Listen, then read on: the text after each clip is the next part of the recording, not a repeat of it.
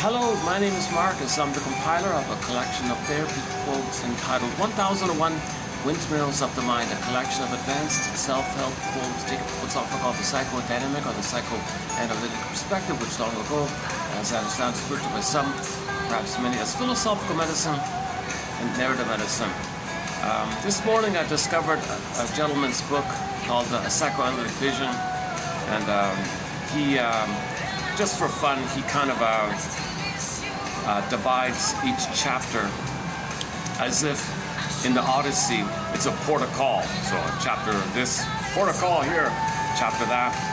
So a chapter on transference, port of call. A chapter repetition compulsion, port of call. Memory, a dream interpretation, morning process, so he has these fun ideas like that. So we'll post. So in this video we'll post a few quotes from Professor Mahon, I think, from New York somewhere.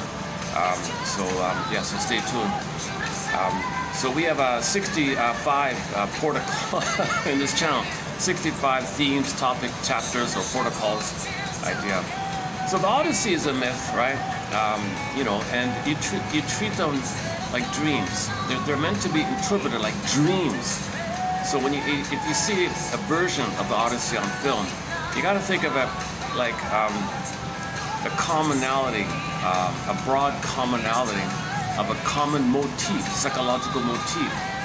So mythological patterns or motifs are code for psychological trauma. Okay, so we're all traumatized. It seems to be the case for Homo traumacus, and we create these stories out of our dreams. So the common theme is, okay, we're missing our home, our embodiment, our sense of self. So in the story it's Ithaca, and the guy's gapped away from her, right? He's far away, kind of thing. And then the voice of the unconscious, Poseidon, says, you gotta suffer, you're so arrogant, you can't be like this, you gotta lose your narcissism. Who do you think you are like that? And I don't need you, I can do anything, I'm self-sufficient, I don't need feelings, I don't need home, I know what you're talking about, I'm happy this way. I'm happy being a machismo, macho man, jungle mentality, I can beat all the other fellows, and I'm just number one like that. You're arrogant, you're such an arrogant narcissist, your soul is full far away. You're gonna suffer now. So in the clip, you see the wave. Jim Henson and the puppets, they did good, very special effects. They made the wave talk. So Odysseus on the shore. What's going on here? Who are you? I am Poseidon. Yeah, well, what's going on here, Poseidon? Well, I'm the personification. I'm the voice of the unconscious. The unconscious, and we're not happy with your arrogant attitude. You're like that little prince character who thinks he's so special all the time. We got to face this because there's an innate drive for healing. There's an innate process called healing, trying to heal, need to heal. So there's something in us that's trying to heal. So in order to heal, we got to get out of our own way. Narcissism is in our own way. Narcissism is a coping strategy to deal with trauma. So he's in a narcissistic place. It's a compensation attitude. He's always a he-man. Okay, as a cloak that he thinks his oral needs met, the nursing. Okay, so the primary dependency wasn't met. You armor it with the he-man routine, right? So the unconscious saying, enough of this. You did this for half of your life, and the soul is further away. And there was a wide gap between his narcissism and his soul being exiled. So the home is Ithaca, and Penelope is the feminine, meaning the feminine, the personification of Venus, feminine, like a princess. Okay, so like an Iron John, they got the embodiment. It's your home with him, and the golden ball, the feelings. This motif can take it different ways. It could be a land called Ithaca, and then the princess is there, and that's his home, right? His inner home. So it's a metaphor for inner home. So he's disconnected. He's far away from his inner home. So this long journey he takes, okay, is code for the gap between, the chasm between his social self, his mask, his defensive self, his armoring, as a defense against pain, right? Meanwhile, he had to exile away. His soul is exiled away. So this motif, Penelope can be, Snow White in a coma, Rapunzel in a tower, Princess morphs and flies away like another land like that. This idea just means your real self, your vital self, your body self, your true self, your who you be, everything like feeling embodied, you're home with them, and the vibrancy of feelings, the feeling feminine, golden ball, vibrancy of feelings, and the anima is the feeling, the soul, the body. So she represents the embodiment of a person, and your home like that. So your home and your embodiment are golden ball, vibrancy of feelings. I'm sure there's a golden ball somewhere in this story, in the original at least. So he has to take a long journey, right? So when Poseidon says to him, "Look, you arrogant character, you know, you're gonna have to, you gotta face your lies. You're lying to yourself. You're denying the feeling. You're denying the feminine. You're denying your vital self, your core self. You're through a lot of pain like this, and you're always armoring against the pain, and you're acting out. I don't care if you're successful. I don't care if you sublimate or not. I don't care. You have a soul, and you got to find your soul, and you got to quote unquote suffer, called working through. Suffer means when you give up your old way. That's your armoring, the armor, right? You're going to face the existential anxiety of mother not loving you, mother not nursing you, holding you properly, right? So there's an original anxiety called abandonment depression, annihilation anxiety, personal anxiety, disintegration anxiety. Feel like you're going to be a goner anxiety, baby thinks you're to perish, mother's not there. So baby's not nursed or held properly, whatever happened on the mother's end. Baby was ripped away, mother wasn't around, didn't want the kid, used the kid to meet her needs. Whatever on the mother's end, the baby didn't get his primary dependency need, the primary dependency need. So if the original archaic, pre-adaptable, two people, second mother nursing, that's all failed, crash. If there's a pain, so you armor it with the narsim. Narsim, the grandiose self, you take refuge in that static, original, archaic, static place. In the beginning, all babies and kings and gods, they're frozen there. Okay? So now their behavior is to maintain it. Narcissistic pride, narcissistic defenses against narcissistic injury. So you compensate with the jungle mentality, and you project your soul onto others and shame them because you identify with the aggressor, shame yourself, shame others, dispersal of tension. Okay, in early trauma, there's either or, so you think in either or terms, jungleism term. The live and love place, the being in embodiness, that was exile. So that was exile. So we see that where Penelope's like in another land like that. Kind of like in the recent, we discussed the Sophia Loren film called the Italian comedy fairy tale, Cinderella Italian style. Sophia Loren was exiled to another land. Same idea, Penelope's in another land, same idea. In the dream world, there's no like conscious logic. You don't have to think, you gotta avoid this temptation to think in kind of linear logic. It's not like the unconscious, no time, there's no time. Things can flip-flop and shape-shift. So in the Odyssey, things are so magical, right? You know, Circe poofs the guys into pigs and animals, right? So things in the dream world, things can poof and shape-shift.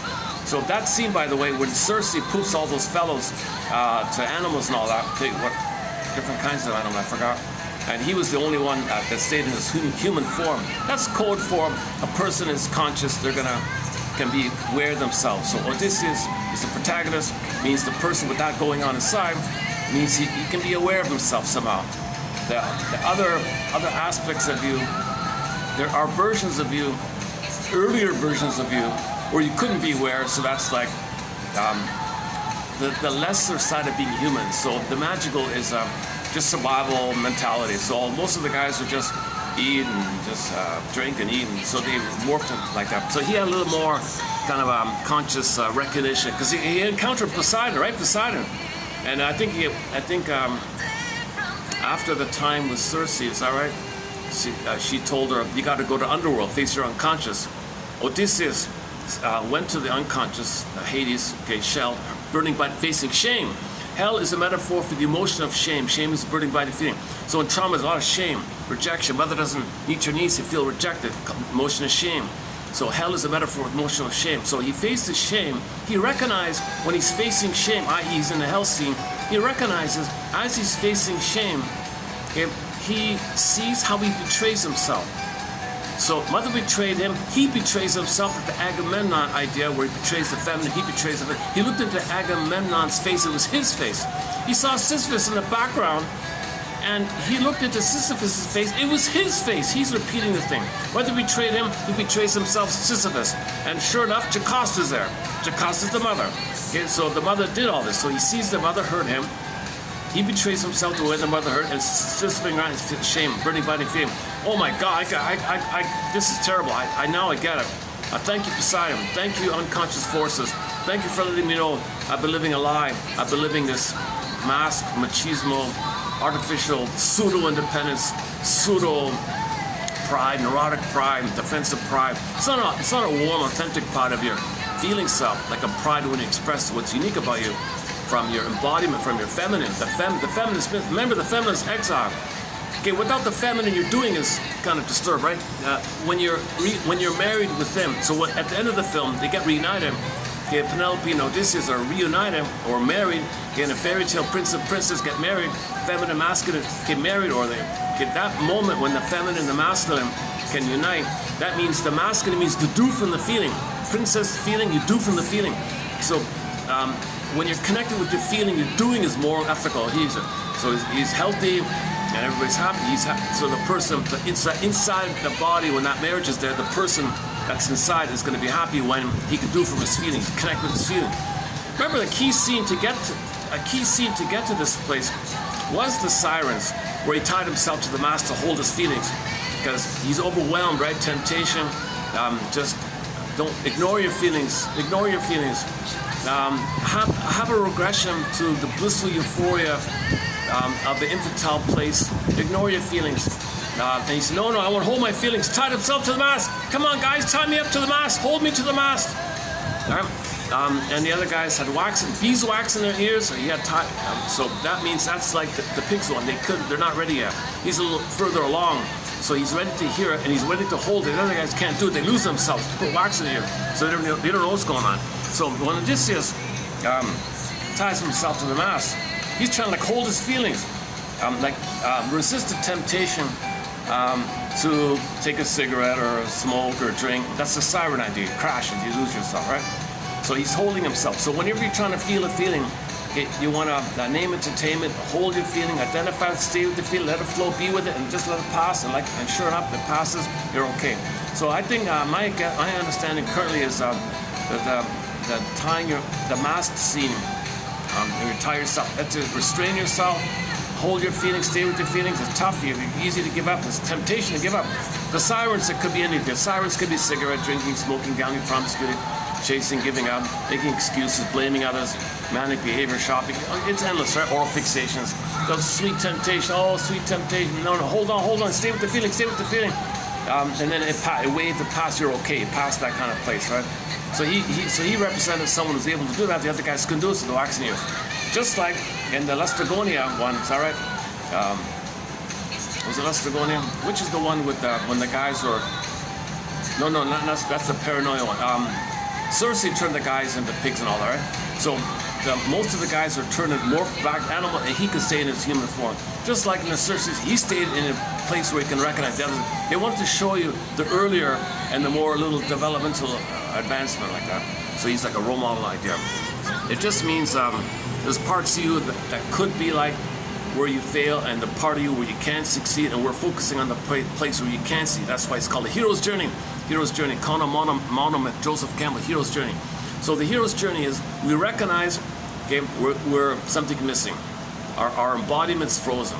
Okay, whatever form it takes, missing here. Usually the princess exiled, Snow White in a coma, Rapunzel in the tower, Penelope far off, going on out with her. For where's home, like that, far off, a long journey to go, right? This motif, so there's a gap like that. Now this gap, by the way, what do we think about is when the child has to play a role, okay, for the parents, to please the parents, to come to the parents, to scapegoat over the parents, do something for the parents. It's got to play a role, and that's against his vital self. Then the vital self is sacrificed to please the parents, and when he's pleasing the parents, whatever form it takes, at the expense of the soul, there's a gap. So he'll have a social mask, pseudo self, as if he ought to some kind of fake thing to please the parent. What do you want, mother? Jesus Christ, I can't heal you. I can't fix you. You want this? Okay. He's got to go along with whatever the conditions. The mother's in pain. She wants to get loved. The mother wants to get loved using the kid somehow. Make her feel better, or trick the baby love her, or dump on the kid called scapegoat so she feels tension release, or have fantasies, or just uses the kid as a pawn fighting with the husband, or whatever. There's a whole topic on the roles idea. That takes a long time to run. So whatever role the mother puts on the kid, and that role means the kid's got to sacrifice his vital self, exile. He's got to play the role mask. So Odysseus is the mask, the armoring routine called narcissism, or arrogance simply, or egocentricity. Okay, this is the common monomyth. We're traumatized early on. You end up with egocentricity, all about you. So you don't feel like you reject the feminine. I don't care about feelings. I'm not wrong. My greedy, your greed. It's just either or, adversarial. It's mostly cynical, oral fixation. It's all this old kind of survival mentality, right? So that's why Poseidon, the unconscious, said, "You got to get enough of this. You now you're gonna begin the hero's journey, right?" So you reach the peak of midlife with the thing, and then now he starts beginning the hero's journey. Okay, so then he faces all those feminine voices, right? So Calypso, oh, just regress, just don't find home, just eat cookies, be an emotional eater, comfort food. She's a very maternal woman, right? Very tempting. That's the voice her mother said, I'll love you, but don't develop, don't be yourself, don't find home, don't be yourself, and I'll love you. So the Calypso idea is that some others they want to use the kid, they want the kid around for her needs.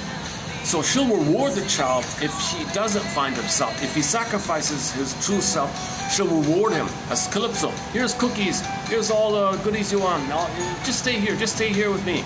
That's the maternal way. He's got to face the memory. The mother only loved him on the condition he sacrificed himself.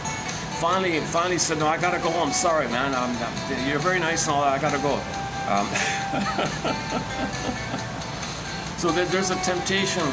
So he's facing all these maternal voices are the temptations and things mother did to the kid, right?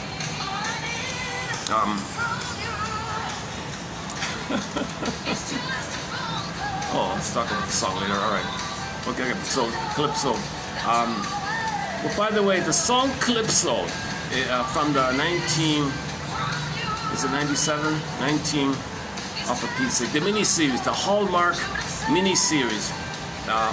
Filmed in the best, in my humble opinion, the only decent, worthwhile adaptation, valuable thing to watch in the Odyssey is the one it's a joint venture between the Hallmark company, Jim Henson, and the puppets. They did all special effects, but all the brains of it all, the direction of it all, the soundtrack was all from guys. Andrei Konchalovsky, is that right? He was one of the greatest film directors back in the day. Andrei Konchalovsky, did I get that right?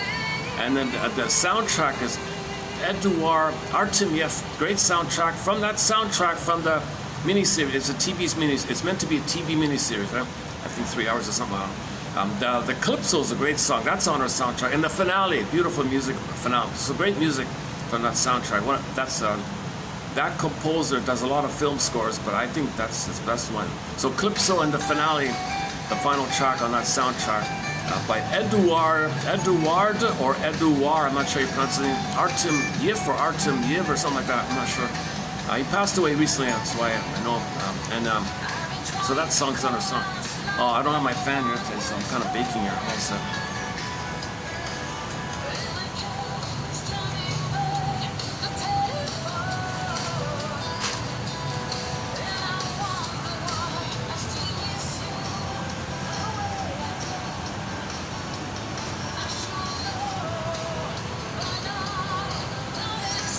I wasn't planning to talk about the Odyssey really, but all I need is a fan, a working fan, a breeze. All I need is a breeze. Okay. Okay. Anyway, so the Odyssey, it's the journey to face the truth. What happened? Okay. So you realize you're treating yourself the way your mother treated us. Halcyon, you feel shame. You're facing shame. Okay. Sisyphus, do it again and again and again. Sisyphus. So how do we get out of this? Well, face Calypso. Face all these temptations. Lotus Land. You're gonna space out Lotus Land. Okay, unless this idea of how to manage your emotions, the aggression to paranoia, the Vestagonian idea, and the oral issue, and the Cyclops, the gobbling, right? So the Cyclops, you're facing your own oral rage. Cyclops is a personification, an image that the baby was just one-eyed, focused, right? In rage, gobbling, kind of thing. So that's you, kind of like that. Now you're one with the breast mother, right? So it's fused. So the baby might take the nipple and the eye and the breast as the Cyclops. So the Cyclops can be a condensation image of the breast, eye, nipple, and rage gobbling up. So you got to face the oral trauma. You got to face that mother didn't hold you and nurse you and soothe you and wasn't there. She betrayed you. She failed you. The greatest hurt of all. Mother failed me. The bond was broken. Attachment trauma, relational trauma, weaning trauma. Okay, okay, betrayal trauma, strain trauma, ambient trauma, okay, and all the other kind of simply called attachment trauma, developmental trauma, because the attunement wasn't right. The mother was upset, she was angry, and she was sick, she wasn't around, whatever. So it didn't go right, it didn't go down right. Babies needed rhythm of bliss, rhythm of safety, and that the cyclops, I think my understanding is basically the nursing time and the original primary. That's one of the first, that's one of the key scenes, right, the cyclops.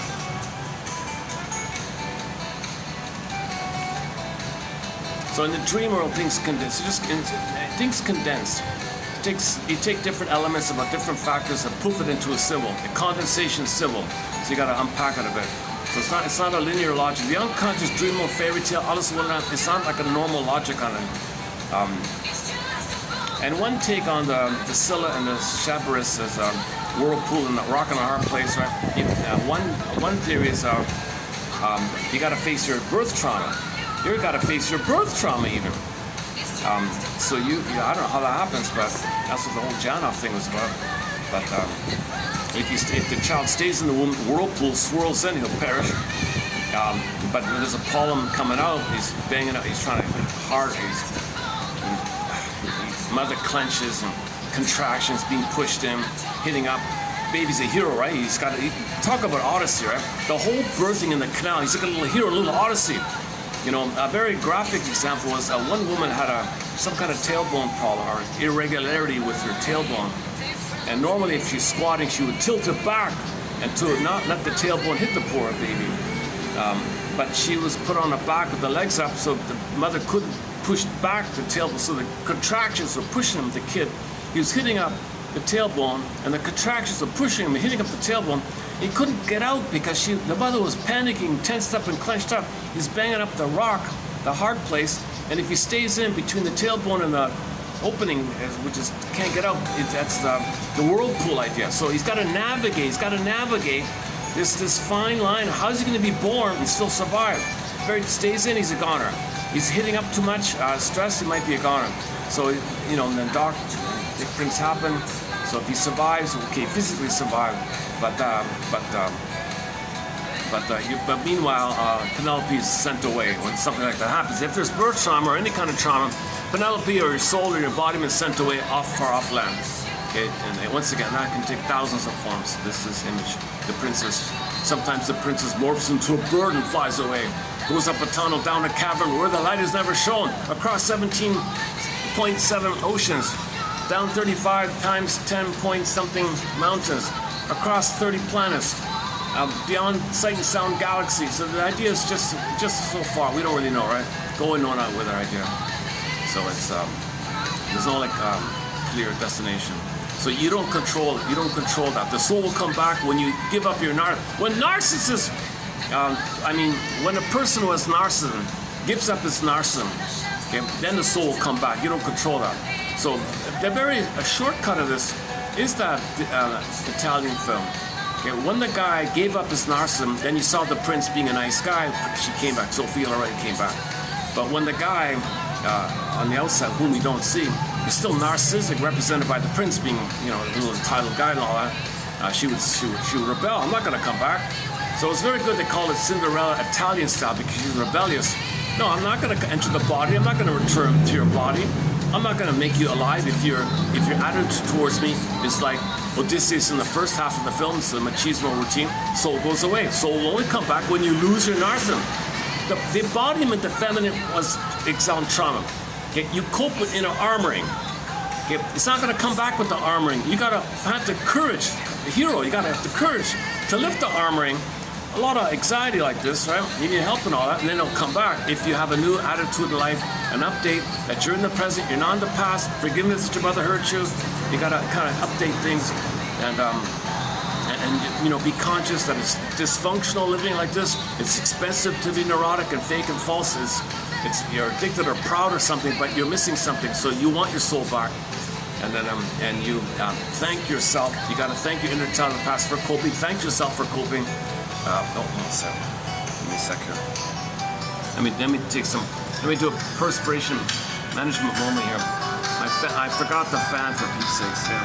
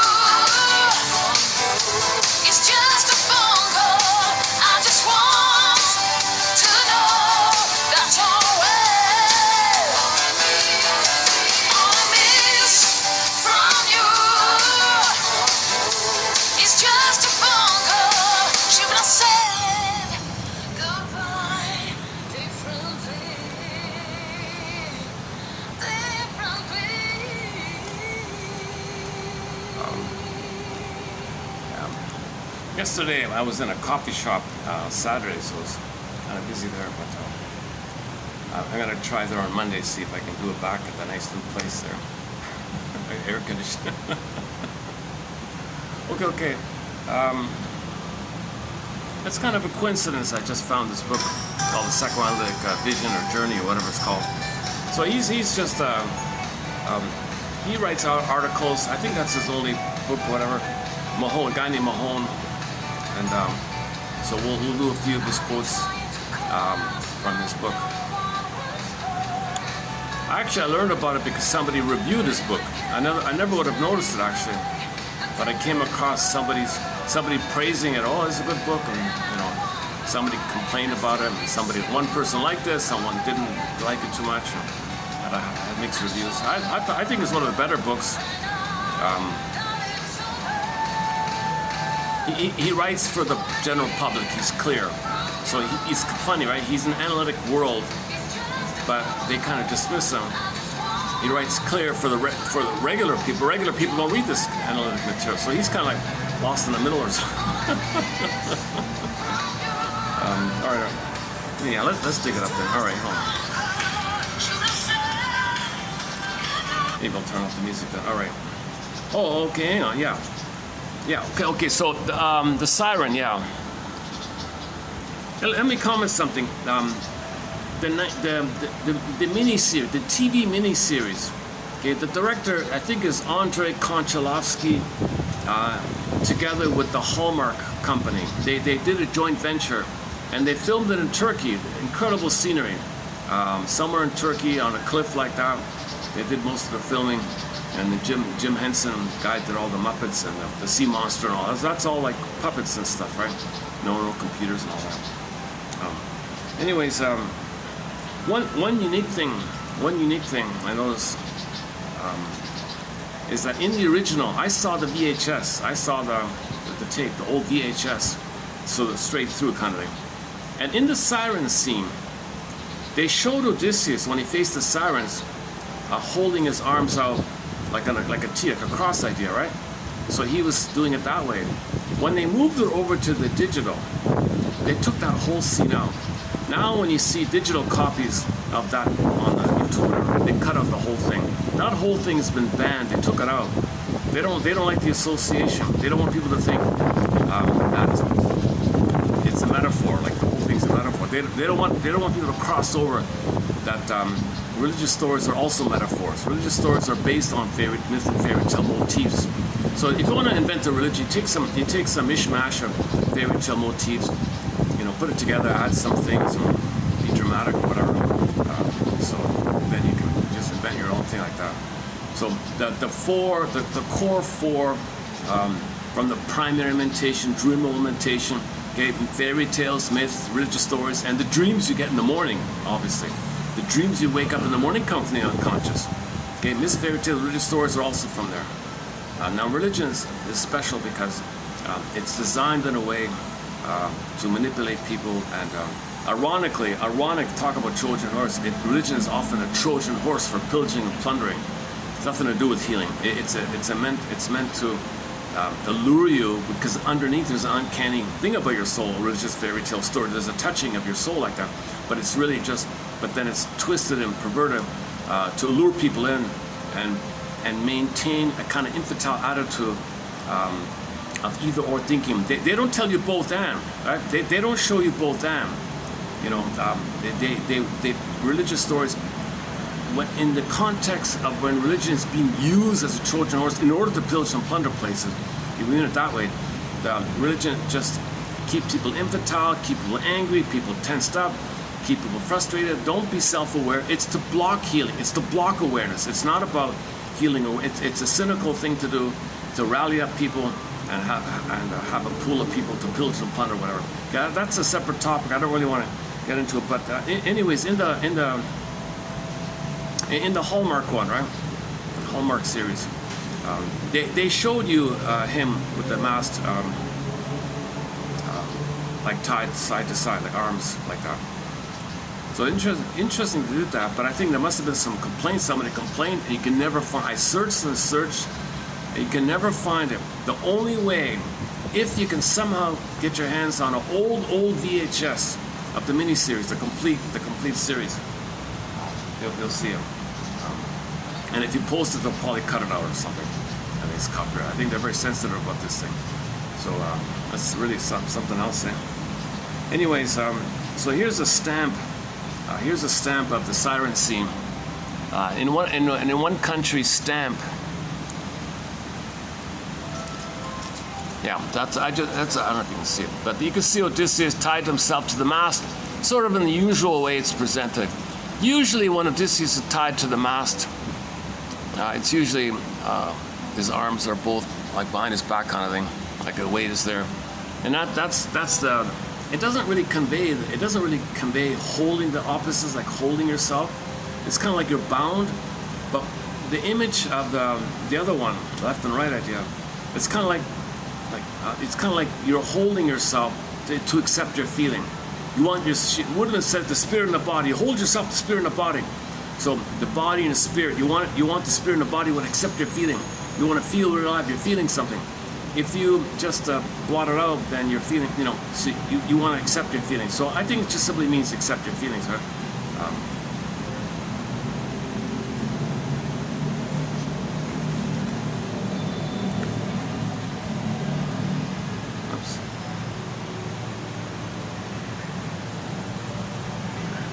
I don't know if you can see it. Okay. So I just typed in a stamp, Odysseus, and then at the mast or something, at the mast. So a lot of countries have put out a tribute stamp of siren scene, Odysseus in the siren scene. Of course from Greece, Greece of course. This one's from Sierra Leone even Africa House there. Mostly from Greece, Italy, I think. Where's the Mystic Stamp Company? Helena. Oh, Greek stamp, 1983. Mostly Greece. Look at that, eh? Almost all of these stamps are from Greece. Homer's Odyssey. Odysseus tied to the mast. That's a very old. That's a very old one, right? Oh yeah, from the pot. That's like 5,000 years old or something like that, right?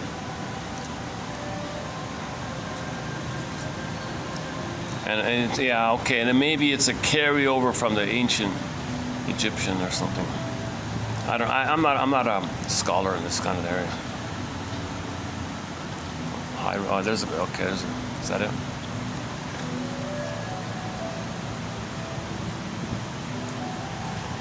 But this author, this professor guy, Mahon, just has a little fun. All right, I'm gonna name each chapter a port of entry. If you're gonna read this book, I want you to be like Odysseus, and we're gonna visit these chapters port of entry. So think of yourself as a hero. So we have 65 port of calls. Sorry, he's only got 9 or whatever it is. Okay. Okay, let's begin here. So I'm gonna read a preview of a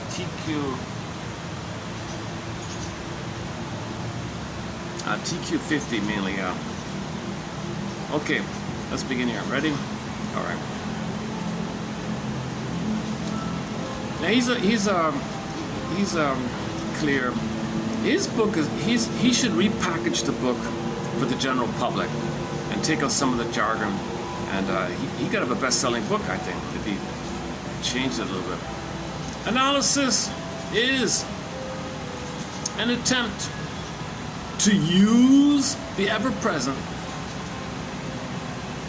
and the transference from the past that forever seek to distort it as an instrument of therapeutic leverage. Okay, so neurosis means we're not living in the present. We're reliving the past again and again and again, Sisyphus again and again. We're reliving, recreating, restaging, reenacting, seeing things in a certain way, coaxing people to play roles, confirmation bias, see what you want to see because you got an armoring. The armoring is the pain, it's your defensive self, it's your familiar pain, and you're stuck there. So you carry it, and in the present you just recreate, you see it, you see the present as the past, distort the present to fit the past, so you're not really living the present, you're reliving the past again and again and again. Okay, this is the idea that the present is still the past for the person. Yes, you understand the ego splits. Yes, you understand the present. You can drive a car, pay the bills. But your emotional, developmental needs, your identity, your feeling, your goal, the ball, you're home with them. What you're really looking for, the oneness. Better outcome for the past. Mother sweetness in the past. Cookies can't be mother sweetness in the past. Stimulating fluid. Wine cannot be mother's, milk and stimulating. Okay, a material body, things you buy. Okay, symbols of mother. No symbol of mother. Okay, person, item, whatever, can be mother in the past. But that's your armor and your frozen, pain frozen. So when your trauma freezes everything up, there's no time frozen. It's all time's that time. So the present's still the past. And in the present, what you're doing is repeating, because that's what you do in pain. You repeat. The baby's life force reaches for mother. Okay, called compulsion to repeat, repetition, compulsion. Okay, Sisyphus. So reach for mother, fail. Reach for mother, fail. So in the present, when you reach for mother, it's just symbolic. It's just a symbolic, reliving, symbolic addition or new addition, symbolic addition of the past. Okay, and you're hoping for a better past. So ultimately, you're still trying to get mother's love in the past, not knowing that you're a love fugitive from the love that you seek. You think you're guilty. You're not guilty, but the baby thinks he's guilty because he's in pain. And mother might be seen as good in a fantasy bomb. Mother's hurting him.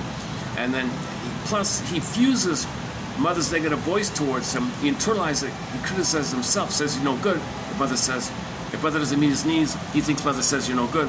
You're unwanted. I'm no good. I'm not wanted. But his anger at her fuses in with it. Now he's criticizing himself harshly, called the anti-self system. Self-system, anti-self system. The anti-self system overlays the self system. And he's kind of frozen with this setup. Okay, you know what? Yesterday's video at the coffee shop, I ran through repetition compulsion a fair bit with the 45 record. We play again, and Edmund Berger's metaphor with the 45 record. So the trauma's pressed on a 45, the groove's only one song, every new situation, reel off your one and only tune. Spin off your one and only tune.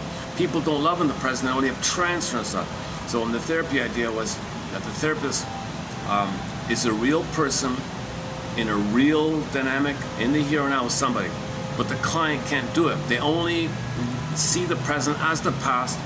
Okay? The client doesn't have real relating. He mostly has transference. He's in so much pain. He wants a better outcome for the past. He wants to resolve that. He wants more in the past. He wants to know about it, communicate. So he's communicating it by recreating it. He's not. So the idea is to get the person to see that he's trans in the past, and then use the real relationship in the present to help the person grieve and mourn and give up the fantasy bomb, and then via the real relationship in the present. So this is a key thing the shrink's talking about. That there's two relationships happening in the room between the two of them. There's the real person to person now, and the client's bringing the past. So the therapist brings the present. He's in the present. He's cleared up his trauma. He's in the present. The client hasn't done that. They're only in the past. They bring the past. So the client brings the past. He brings the present, kind of thing. and things get mixed up.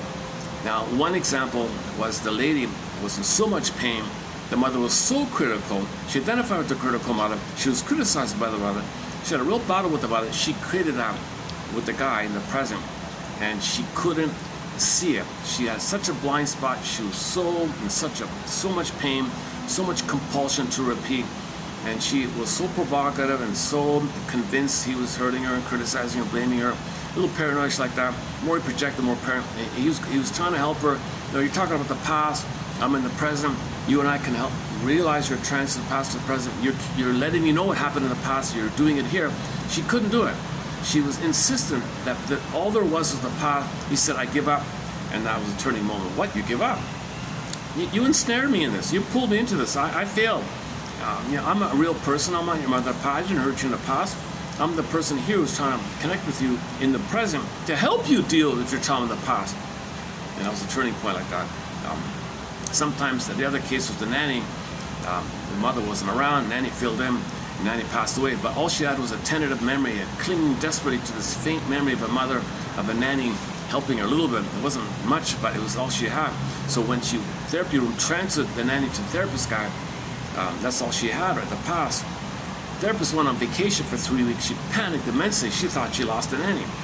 Like that's all she had in the mind, right? So she only brought the past to the present.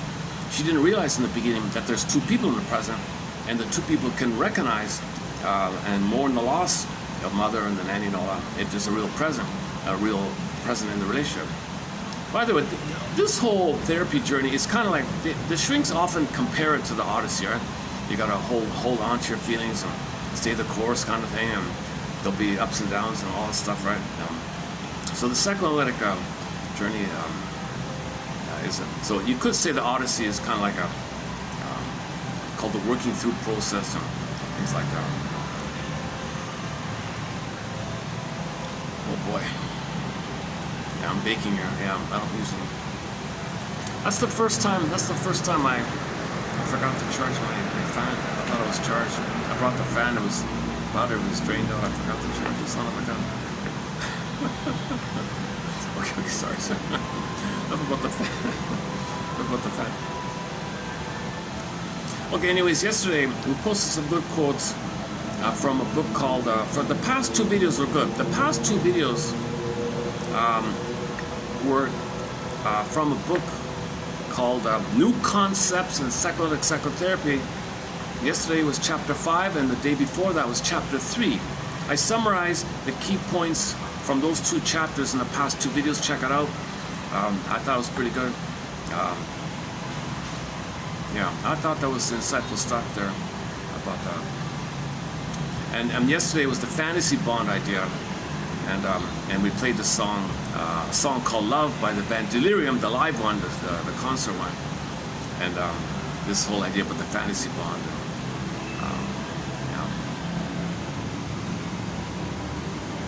The fantasy bond phrase comes from Firestone, which we discussed about a week ago. Okay, back to this one here. Analysis is an attempt to use the present and the transference from the past that forever seek to distort the present as a method as a therapeutic endeavor. Right?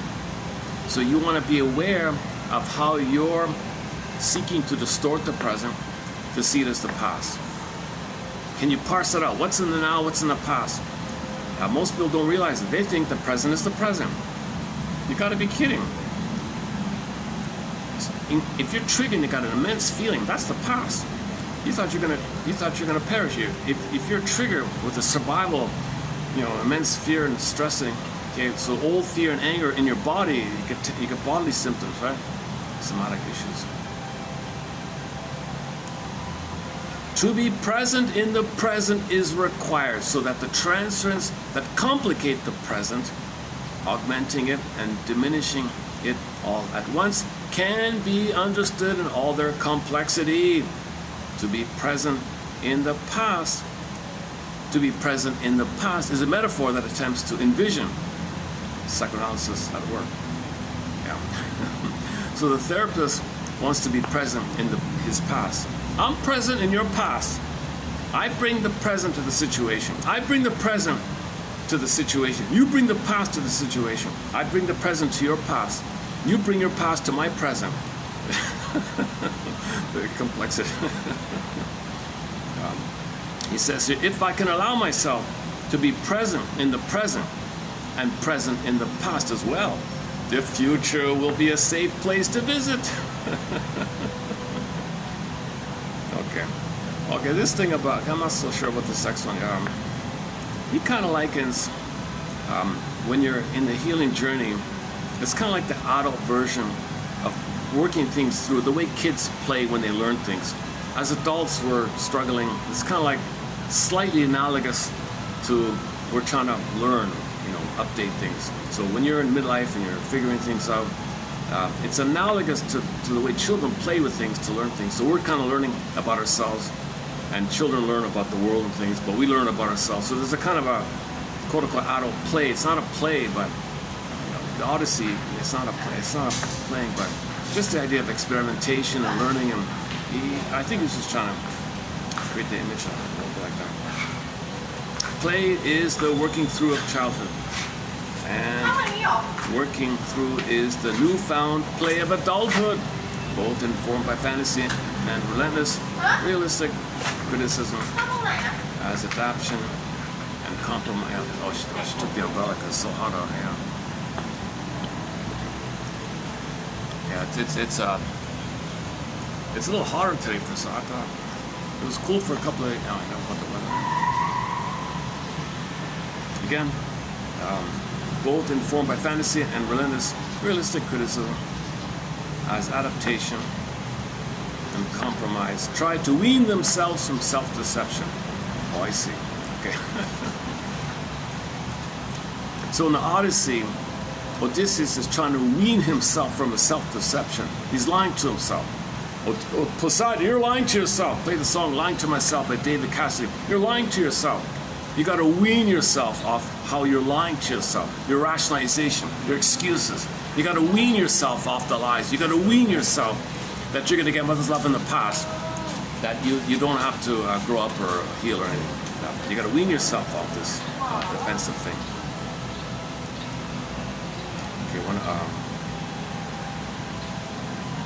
Okay, this guy talks a lot about dreams, so I skipped all that. Most of the books about dreams, actually.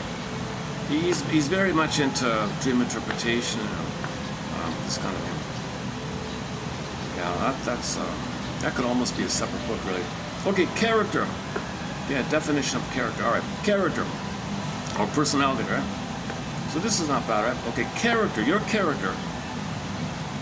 So a little balance here, both sides. Helpful. You need it. It's necessary, but it's in response to pain and it's hurtful.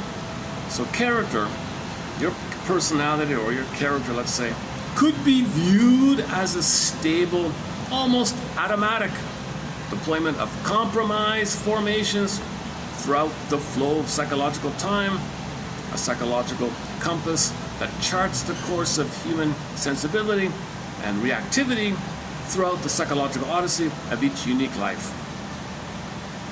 Okay, so your personality guides you through. It's your personal, old time was construct theory, personal construct, mental construct, psychic construct. You have this construct. Okay, wish and fear, pain, compromise, either or, identification, aggressor, cookies, chasing cookies, numb, pleasurize, make excuses. You got a system going on. It's repeating, and the variations of it, the little variations of it makes a person's unique personality. But everybody's got a 45 record. Everybody's got a neurotic, traumatic script. That's something we all have in common. We're homotraumicus. We're all homotraumica. As we're all members of homotraumicus, we each all have a traumatic script. But everybody's traumatic script is going to be slightly unique like that. And that's your personality. But the commonality is we all have a traumatic script. Nobody has a perfect, complete psychological birth. No mother's perfect. There's no perfect developmental process. Mothers, they have to answer the phone, and you froze up your soul when you're, no mother's going to do it right, perfectly. Not even good enough, right? It's a question of degree, how much pain, how much coping, all these other factors.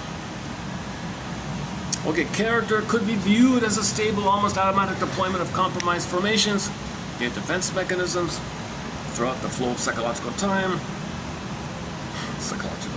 A psychological compass.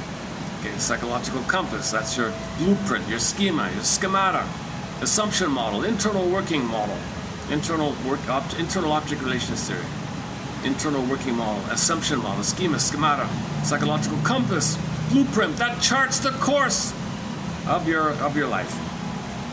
Okay, character, we may say, is kind of like the guardian of the repressed, what you can't know about yourself. Everything you buried and denied and pain, it protects the repression. The guardian of the repressed, the witness that insists on its repressing itself into the complicated living of life. We may say that your character or your personality is a synthesizer, the great synthesizer that gathers all developmental components into a cohesive, relatively stable system or matrix. The voice of passion and reason commingled, quote unquote, commingled, like mixed up somehow, commingled. You created a new word here, commingled, right? But not commingled, mixed up somehow. All right. Or we may say that your character is some kind of synthetic or synthesizing system, and it keeps you going. So your character makes you live in life, makes you function in life. So you can go through life with your dysfunction. You're neurotic, you're in pain, but you numb the pain. But you can go through life. You can function in life. So you may be numb, pinning a collar, eating cookies all the time, but you're functioning. You pay the bills, drive the car, you're functioning. You know, so that's what he means by character. So that's just one idea.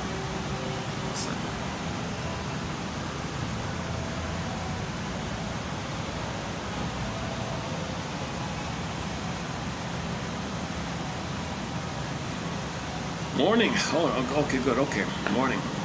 Morning seems to insist on a brutal confrontation with reality. It's this verdict of reality that makes the work of mourning so difficult. It's difficult to mourn, right? It's difficult. You gotta have, if you have a sense of self, it's easy. If you don't have a sense of self, that's why it's so difficult. Or complicated pathological mourning, or complicated grief, inability to mourn, or nostalgia, pathological nostalgia, these kind of things. Mourning seems to insist on a brutal confrontation with reality. Dreaming, by the way, seems to need to disguise truth in an elaborate finery of self-deception. So when you dream, you kind of like, you just, it's almost, he likens it to the opposite, where I gotta regress and have fantasy that my needs were met. My narcissistic needs can be met, or something good happen in my dreams in a childlike way or something. Morning, you know, I gotta face that I'm hurt and more, but no, dreaming says too much pain, feel better. So dreaming, feel better, morning, get better. So morning means get better, dreaming at night means you feel better. Wish fulfillment idea. So he talks a bit about that. Dreaming seems to need to disguise truth in an elaborate finery of self-deception. Working together, they seem to churn the mind. Windows of the mind, by appealing to reality and fantasy all at once. An ambiguous state of affairs that genius, in its most creative iteration in the mind of Mr. Freud, exploited with extraordinary results. Gives a huge credit to Mr. Freud here. All right. When dreaming learns to fathom its own disguises, and mourning learns to bury its own guilt with its dead, so to speak, reality testing is enhanced, and even the confounding effects of the developmental trauma, can be integrated into a good enough adaptation of fantasy and reality. Hence his repressing. So his unique contribution, his unique main theory, his pet theory is, it's not bad, it's okay. So repression, okay, so you're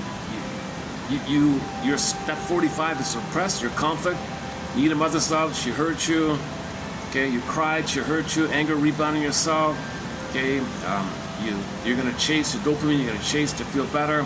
You got some kind of system of the wish and fear of the conflict. It's pressed down. Your trauma is repressed. Now he says, other people are saying this. It's new bottles and old wine. New bottles and old wine. It's the same. It's an old idea, but he's got a new way of saying it. Let me just do it his way first. So, when you press down, okay, think about in the printing companies when they make the vinyl records, they press kaplunk, right? When they press these records, the machines make the records. How does it go? Pressed and next press. The pressing. The printing press, like the printing presses, but for the 45s. So your script will come up. Now when the script comes up, it's repressed, right? Now when it comes up, you want to add meaning to it, understand, update it, and then now you got to repress something new, and it goes in. It comes up, update, repress, press, and then repress. It comes up, okay, update, add meaning, understanding, forgiveness, okay, now things twist a little, things update a little, and then repress, pushes in.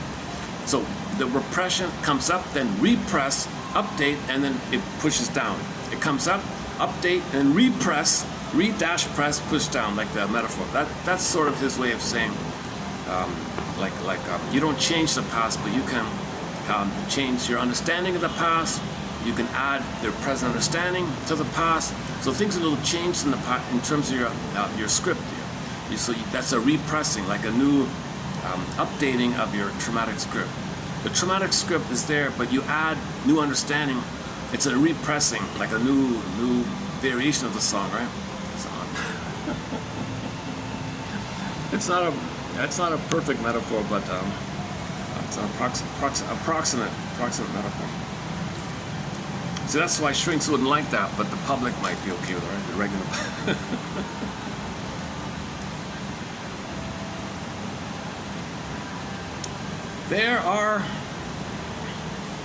I'll come back to the dreams one in a minute. Look, there are perhaps a myriad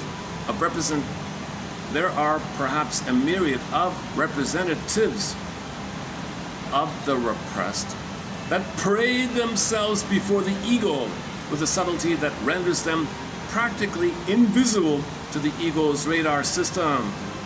When they present themselves before the ego, the court of the ego may not even recognize the presence of these ambassadors of the unconscious. He has a little fun with the words here. Ambassadors of the unconscious. He likes to do puns a little bit. All right. Repression does not only expel. It's refreshing. It's good. I also like the other author. Like the one reviewer said, I found his puns refreshing. I liked it. You may think it's silly. I kind of liked his puns. They're fun. I agree with her. It's kind of fun, right? Again, there are perhaps a myriad of representatives of the repressed that parade themselves before the ego with a subtlety that renders them practically invisible to the ego's radar system. So something from your unconscious comes to you, it parades itself, it's there, you don't even see it, like you're blind spotted here, right? And when they present themselves before you, before the ego, your court of the ego, your mind, you don't even recognize the presence of these ambassadors of the unconscious. Repression does not only expel ideas from consciousness, it seems to struggle to recycle them back into consciousness in many derivative forms. Yeah. All right, next one. Insights that. Oh, here. Okay, here's a key one. Yeah, here's the main one. Wait, before I do the main one here, let me backtrack to the dreams one. Hold a sec. Let me just read a little bit about the dreams one. Hang in there. The manifest content of the dream. So what you get in the morning, that's the manifest. Sometimes it screens out what you can't handle, called the screen memory. It's the memory that's screened out what you can't handle, called the screen memory, or the manifest, what you got. The manifest can screen, and the latent is hidden because you can only handle so much. It's going to show you a theme in your life. It's like this in your soul today, a report card telling you what's going on with you, what you're trying to feel, can't feel, or wish fulfillment fantasy, or working through something, or a relational theme in your life, like a problematic relation you have. It'll reveal it to you again and again and again, repetition compulsion. So that's so what you get is the manifest, right? It's like this in your soul today.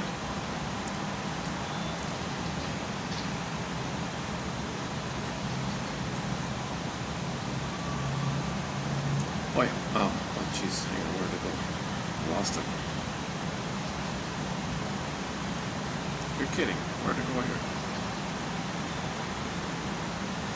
Dreaming seems to need a disguise. Dreaming seems to need to disguise truth in elaborate finery of self-deception. Oh, we did that already. Hang on. Oh, here we go. The manifest content of a dream can be ingeniously infiltrated. So what you get can be displaced onto other things. Even puns. Yeah, I might here's the puns again. So you might hear something in a dream, and it might be a play on words because it's easier to handle it. So you might even get jokes as well in that way. There may be a dream embedded in a dream. There's an episode. One of the episodes, what's it called again?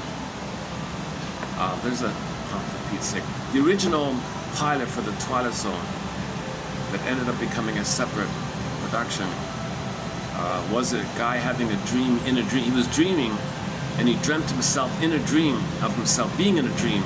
He was having his later. He was in a dream kind of idea. So that's one way it kind of gently brings stuff to you, or it can. So it's all coded. In other words.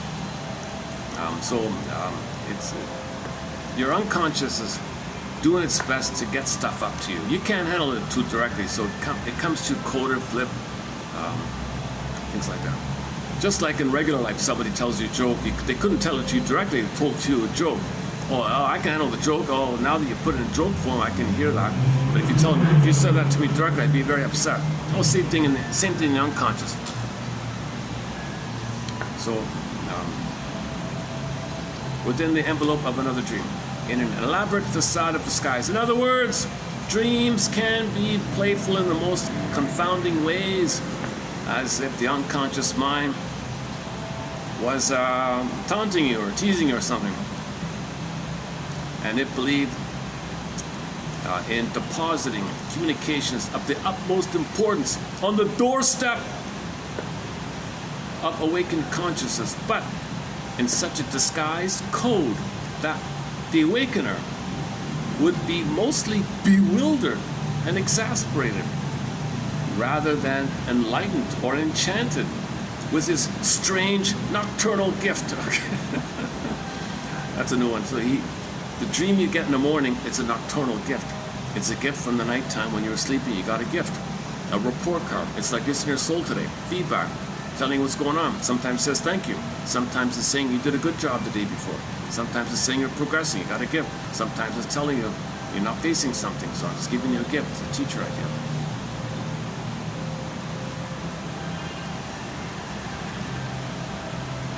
Okay, so why don't I take a little. Let me do another perspiration break here with these people across here. Okay, the next one's a key. Stay tuned. Stay with it. The next one's a key one here. It's about why we brush off insight. Like you get an insight and then you brush it off. Why that is? So hold on a second. Or let's see. Maybe I can just read it out. Let me let the phone read this out. Let's see if it works.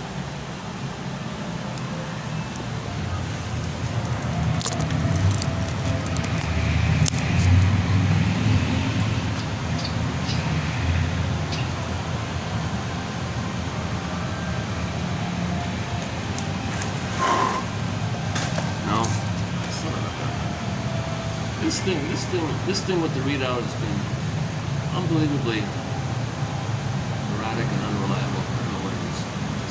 Let's try again.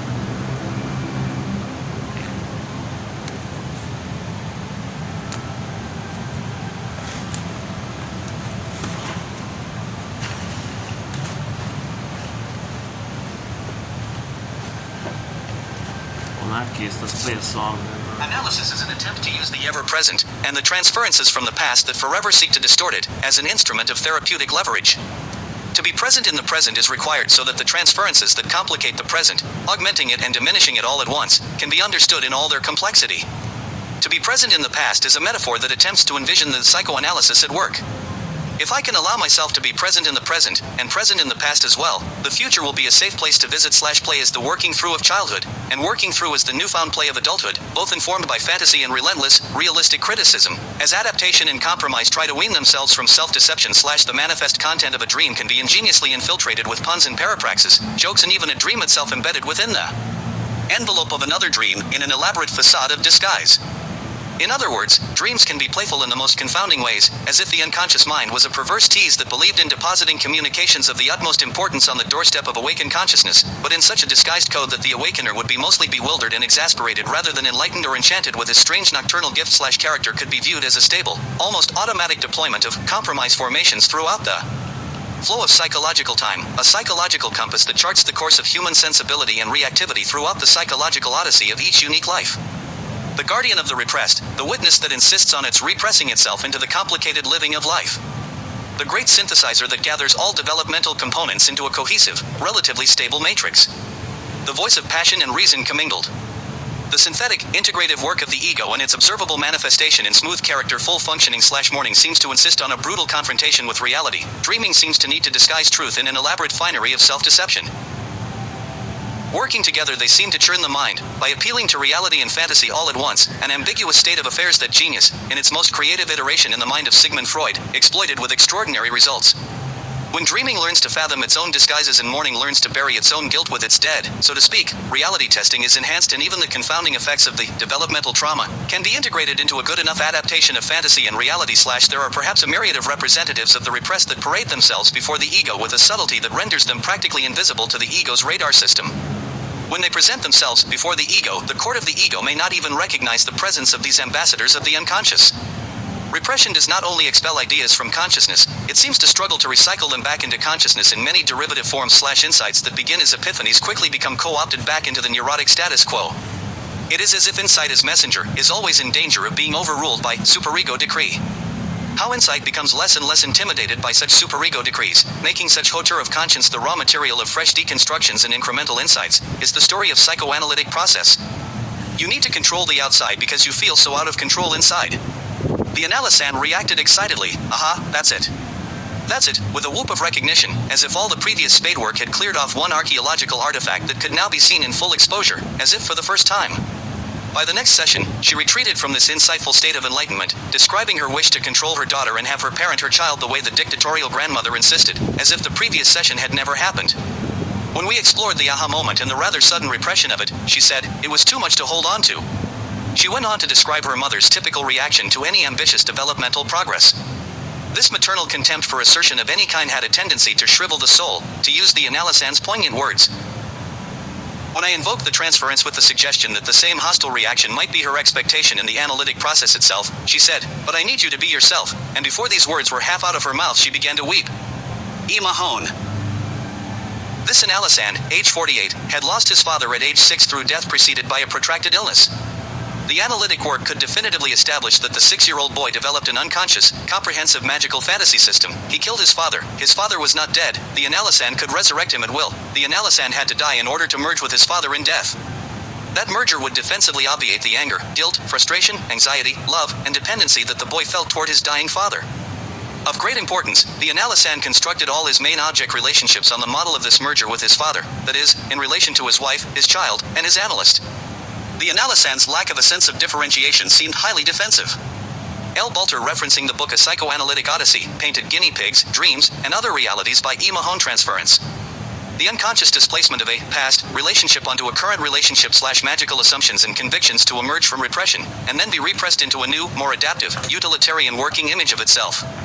If he allowed me to be a real person in his life, then the real loss of me, the eventual termination of our work together, would be unbearable. If we were differentiated people, who actually had individuated real relationships with each other in a finite world, then his fantasy of undifferentiated existence, in which he and his father were forever one in the intimacy of death, would be untenable. Transference resistance seemed to be the only form of transference that was safe. The analyst as a dead man could be managed. The self of the analysan could play dead. The two corpses, united in an eternal embrace, could not damage each other. This collusion of the two dead parties seemed to be the only way to contain the aggression. This transference enactment seemed obligatory. When challenged, the self felt the need to regress, run away, stop listening, somatize, or pretend it was an undifferentiated entity that couldn't be expected to know what was going on. E. Mahone. TQ 3350. This time it worked, alright. Okay, let's go back to the inside idea. So you might get a first, like an aha kind of thing, and you think things will get better. Next day she forgets it. Why'd that happen? Well, you're not ready to fully feel the effects of your aha moment, right? So you need to develop further, I guess. So that's this point here. Insights that begin as epiphanies quickly become co-opted back into the neurotic status quo. Your system says, no you don't. You're not ready, you can't handle the truth. So it buries it, right? It is as if insight as messenger is always in danger of being overruled by superego decree. Okay, your own criticism. You're criticizing yourself. You learn something, you want to be yourself? Superego says, did you save the mother? No, you're guilty. So that, I don't care. So it doesn't, overrides the kind. So your own anger at your mother crying for love attacks you as an inner critic. So when you want to be yourself, it just keeps going at you, right? Like did you save the mother? No. So you're guilty. So babies are not guilty, but they believe that for the attachment. To have an attachment, they got to believe they're guilty. They're ensnared in the target of a negative fusion, and the way to have the fusion and the fantasy bond, the pain, the fantasy bond, they got to believe they're guilty, and then criticize themselves to maintain the guilt, self-defeating, self-sabotaging to maintain the tie. The ties are bind, and this is your systemetry. And so if you have an epiphany out of it, well, are you ready to really break out of your script? If not, then it just climbs back down in. So you want to hold on to the insight, talk about it more, and maybe act on it to have a new. So this is Master's axiom. Self-activation triggers abandonment depression, which leads to defense. So self-activation, I got an insight, aha, I got an insight. Okay, well that means you're connecting with yourself. Something true, right? Wait a minute, when you were true as a baby, mother failed you and you were in pain and you attacked yourself. So you're reliving all that and then you do a defense. So this whole idea. How insight becomes less and less intimidated by such superego decrees, making such powder of conscience the raw material of fresh deconstructions and incremental insights is the story of the therapy process. Quote, therapist said to the lady after a while, a young lady, you have a need to control people on the outside. You have a need to control things on the outside because you feel so out of control on the inside. So I'm assuming she was always controlling on the outside. Shrink said to her, you have a need to control the outside because you feel so out of control inside. The woman says, oh my God, you're right. Aha, that's it. You're right. With a whoop of recognition, as if all the previous spade work had cleared off one archaeological artifact that could now be seen in full exposure, as if for the first time. The archaeology metaphor, Mr. Foy, your archaeologist got to dig and dig, spade work. Aha, I got a gem. Oh, good, now you think there can be progress. But wait a minute, hold the phone here. By the next session, she retreated from this insightful state of enlightenment, describing her wish to control her daughter. I want to control my daughter, and I want to parent her the way my mother bossed me around. I want to boss her around, as if the previous session had never happened. When we explored the aha moment and the rather sudden repression of it, she said, "Oh, that yesterday. Oh yeah, no, that's too much to hold on to. I can't hold on to it," she said. She went on to describe her mother's typical reactions to any progress. So the child wants to learn something, mother crushes it. She tries to learn, crush it. Identify with the aggressor. Daughter wants to learn, she crushes it. So she's identified with the aggressor, basically. This maternal contempt for assertion of any kind had a tendency to shrivel the soul, to use the client's poignant words, when I invoked the transference with the suggestion that the same hostile reaction might be her expectation in the analytic process itself. When I invoked the transfers with the suggestion that the same hostile reaction might be her expectation in the process itself. Okay, so how she might be, she only has transfers relating. She identifies with the aggressor, wants to criticize her daughter, the mother criticizes her, she thinks in those terms. She thinks the therapist is going to criticize her, so she can't accept something. Therapist, so he pointed this out to her. Oh my God, no, wait. I need you to be you. Don't be my mother. Don't be my mother. I need you to be you. And before these words were half out of her mouth, she began to weep because she's now recognizing that he's not the mother. So now she's feeling the sadness of all the stress. She's now feeling the stress and the sadness of mother criticizing her. with the recognition that the guy in the present is not the mother. He's a real person, so she felt safe in the presence of a new person, and that safety of the new person allows you a level of safety to face the pain and the sadness of what your mother did to you.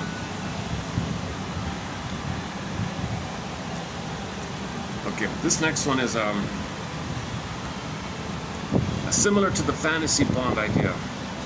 Okay, this is all very metaphorical. When you use the word, so some of the vocabulary here is a metaphor. It's like an emotional death, like psychological. It means it like that, right? Okay, this guy is 48 years old. Got a 48-year-old man here, goes to therapy. He reported that he lost his papa, he lost his father at age 6. And the father was sick for a very long time before he passed away. So all the kid knows is an ill father, and then the guy died, I guess. All right. The analytic work could definitely establish that the 6-year-old boy developed an unconscious, comprehensive, magical fantasy system. Okay, so little children have magical thinking. They think they create everything. They're responsible. They're guilty. They think something happened. They made it happen. So some examples of magical thinking. Maybe just a possibility. Maybe the kid thinks he's responsible. He did it. He was upset with his father, and the father, maybe he thinks he did it. Did I do that? Oh my God! Oh my God! Maybe. Oh, wait a minute. No, maybe he's not dead. Maybe he's somewhere else. Or maybe the therapist can bring him up, or exhume him. Or maybe he thinks that to connect with them, he should join him. Oh God, that's a really sad one. Eh? The analyst had to die in order to merge with his father at death. Yikes. To get rid of the feelings. Oh, I see. So because he feels so much pain, he thinks if he joins the father, then he can obviate the anger, guilt, frustration, anxiety, love, dependency that the boy felt toward his dying father. So all the pain and feelings the boy had about his father being sick in bed for all those years and finally dying, maybe he thinks to get rid of those feelings, just join him. So that's a magical idea. That'd be a magical thinking idea. That's a really extreme case scenario. He's just saying maybe these kind of thoughts are going on as examples. He's just trying to give you examples of these magical thinking. If I do this, maybe that. If I do that, maybe that. Maybe this, maybe that. These are all just like maybe ideas to refer to children's magical thinking process. Okay, of great importance. The analysand, the client, constructed all his main relationships on the model of this merger with his father. That is, in relation to everybody around him. He had this way of relating to all the people in his life. His wife, his children, even the therapist.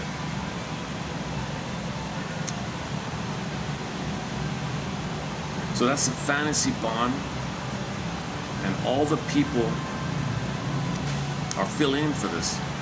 So he never let go of the father, so all of them are stepping in for the father. The analyst's lack of sense of differentiation seemed highly defensive. So it's a defense against losing the father, admitting the father's gone.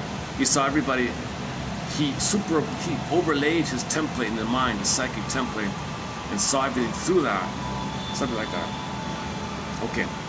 So this is the reviewer guy's writing. Now here's what Mahone says about this. Okay, so Mahone follows up this. All right, let's talk about transference. Transference is the unconscious displacement of the past into the current relationship. Magical assumptions and convictions to emerge. Okay, in therapy, so all these magical thinking ideas can come up, and then they be repressed into new, more adaptive, utilitarian working image of the self, the updating idea.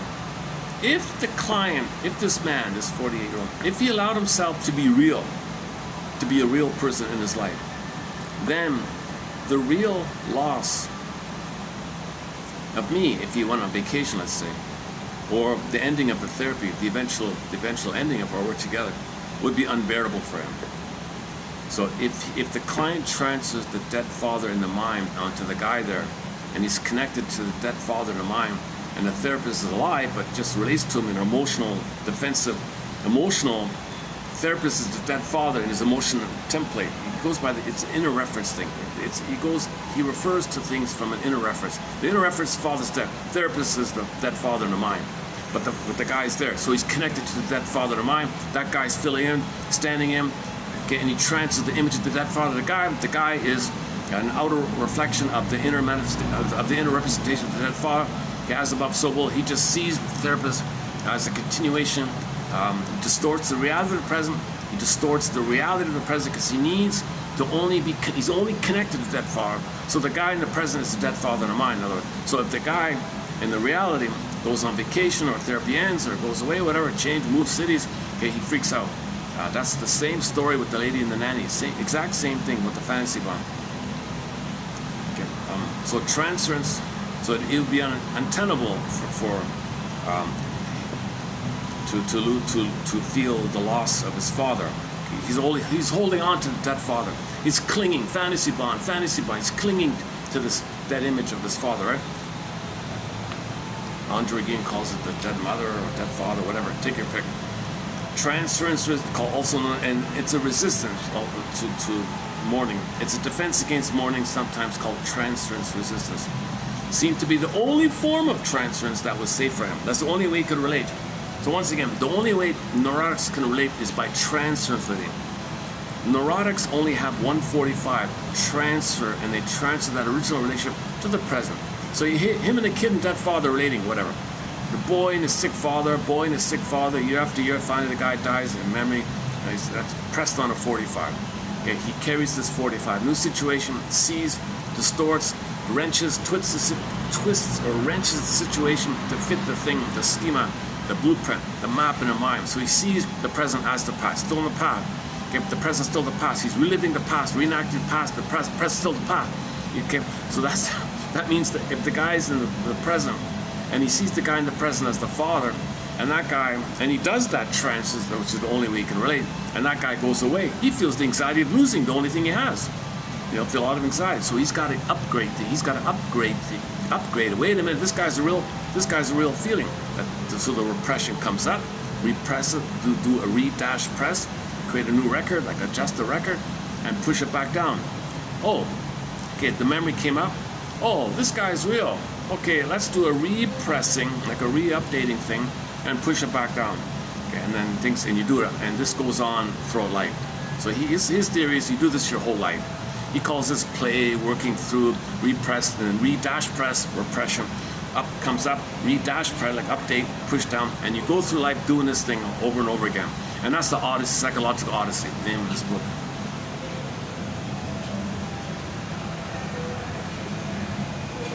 Truth is, I haven't even read the book. I read the guy's review. I read 2 reviews of this man's book. One lady was kind of complaining about it. One guy was very enthusiastic about it. The guy I'm reading, this guy here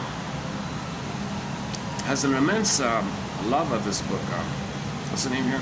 Balter. So I'm reading mostly from Balter's selection. The quotes here from Mahone were plucked out by Balter. I'm just relaying Balter's selection. Balter did a good job of picking out some good quotes from Mahone, which I'm reading out here. So I haven't picked these myself. Usually I pick it directly myself. This is a bit of an exception to refer to another author's selected quotes from an author.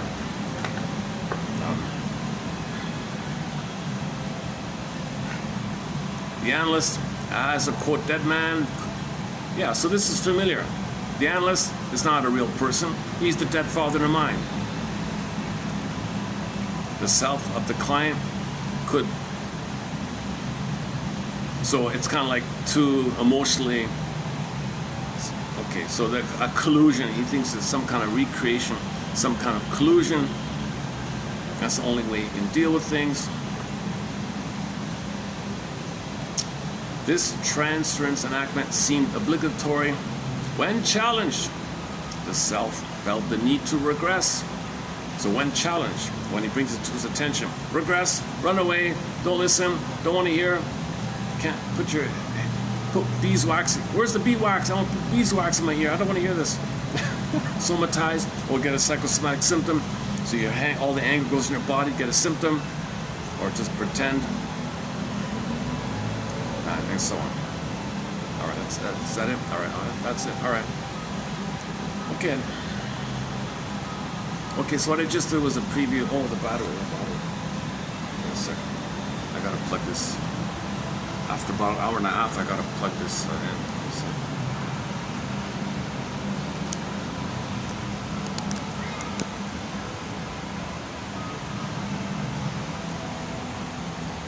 Is it charging?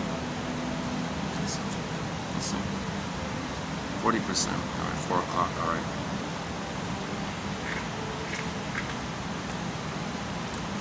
Okay, I've got one other quote.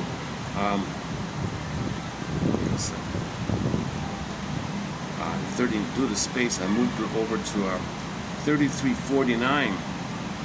So this is actually the beginning of this book. So this is the reviewer's summary of Mohan's introduction to his book about the children's the kindergarten thing.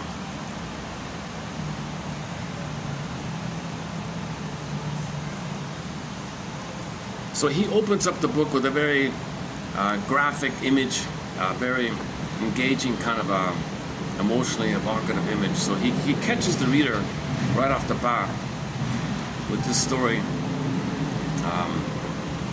about called The Painted Guinea Pig. The Painted Guinea Pig of the book's subtitle refers to an actual guinea pig, the collective pet of a class composed of 30 daycare kids. They're 3-year-old. They're not even in kindergarten. Daycare kids. I see. So there's a daycare. Oh, I see. They're only 3-year-old. So you got a daycare center, and there are a bunch of 3-year-olds, and he's got 30 of these 3-year-olds. And in this daycare center, they all take turns and taking home on the weekends this pet, collective pet of the guinea pig. They all would feed it, give it food, hold it, play with it, and they all love, every kid, without exception, loved this guinea pig. I don't personally see that. Never had one. I don't know what it's like. Anyways, they're only 3 years old. I see. Okay. Now, finally, this guinea pig passed away. The guinea pig died and was buried in a park by one of the adults. And all this was explained to the class by the teacher. Dear class, the guinea pig, he's a goner. We buried him, he's dead. Whoa, what? This was probably the first time death had been presented to many of these children, and they seemed to have a hard time conceptually and emotionally processing what had happened. After several days, another guinea pig was brought to the class. The second guinea pig was chosen deliberately to resemble the first one, but not look exactly like it. So it's a different guinea pig. It's clearly not the same, but there's some similarity, but it's clearly not like a copy kind of thing. Upon its introduction to the class, one child spoke up and said, "Who painted him?" And all the children joined in, a whole chorus. All the other 29 kids chanted, "Who painted him? Who painted him?"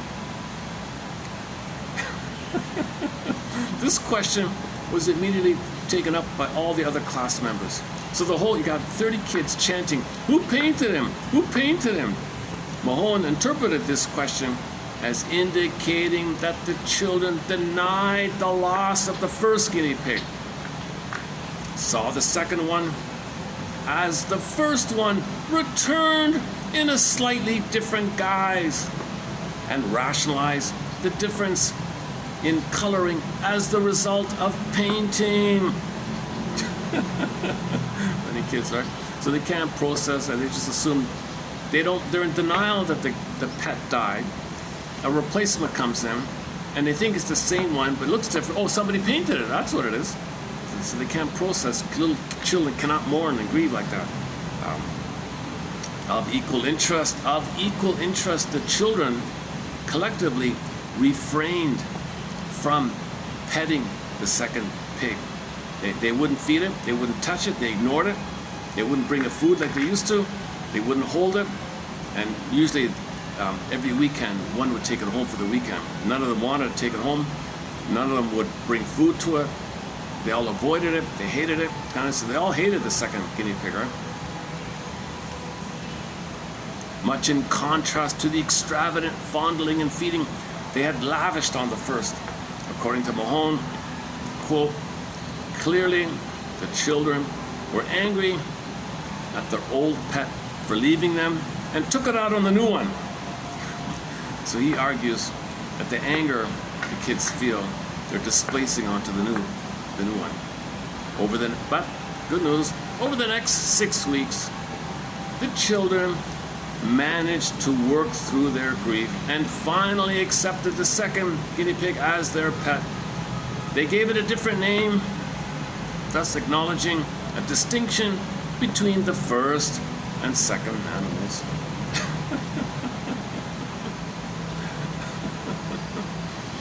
Okay, I don't have it here, but he thinks children process the loss of the kid not in a kind of like the way adults do. They just were busy. They just played with their toys, and they were a little more manic or something. They were a little more active in their activities. And 6 weeks later, okay, they got used to it or something. So he used this anecdote as a discussion about the mourning grief work process, which I haven't read yet, but I just read this part here.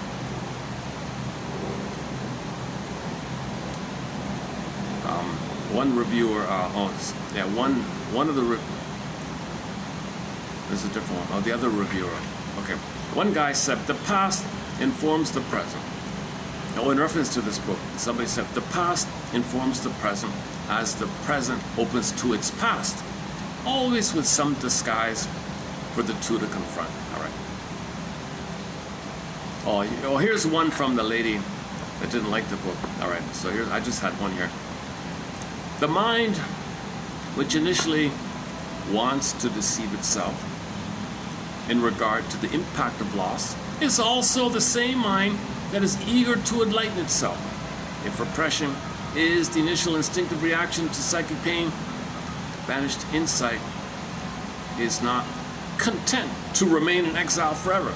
The tension between the psychic force that opts for repression and the psychic force that insists on insight and enlightenment inform Mahone's focus for much of this book. That's the best thing she said about it.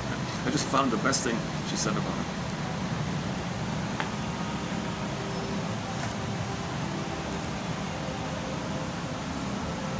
Let me find some shade here. Oh, it's baking here today. Can I check the weather? Hang on a second. Let me check what's the weather here.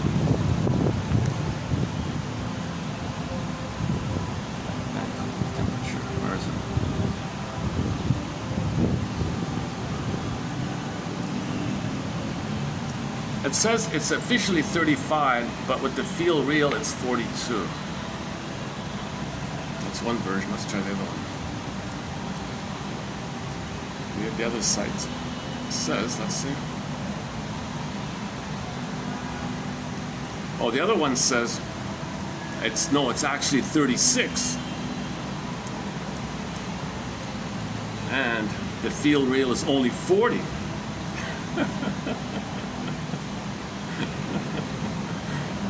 So somewhere between 35 and 36, and the feel real is somewhere between 40 and 43.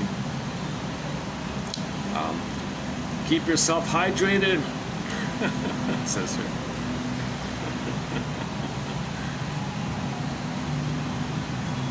Okay.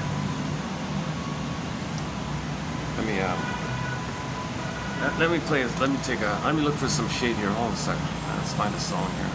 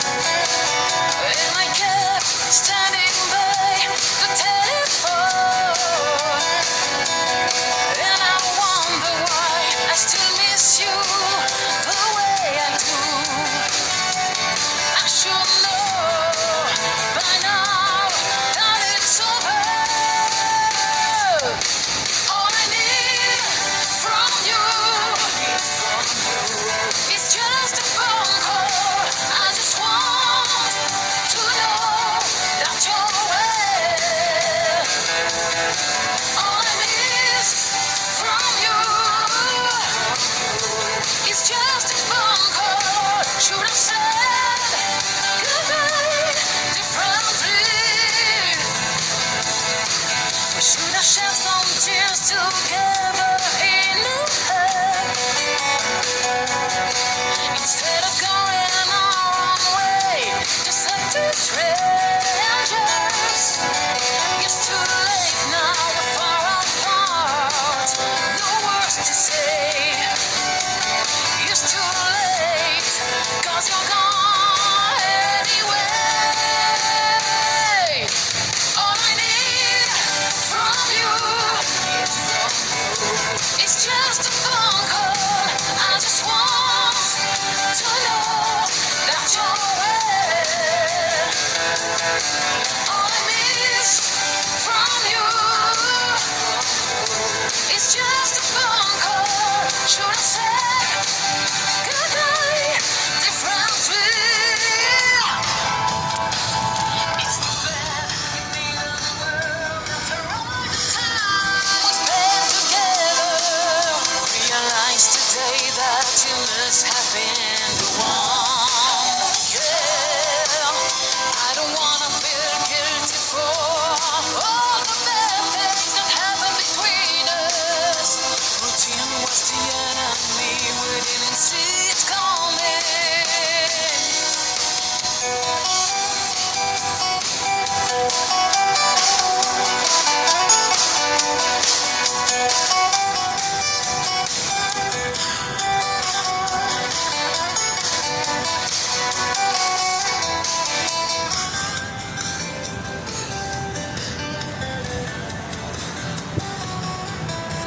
Okay, found some shade. What a big difference the shade makes. Oh my goodness. All right, all right. How are we doing here?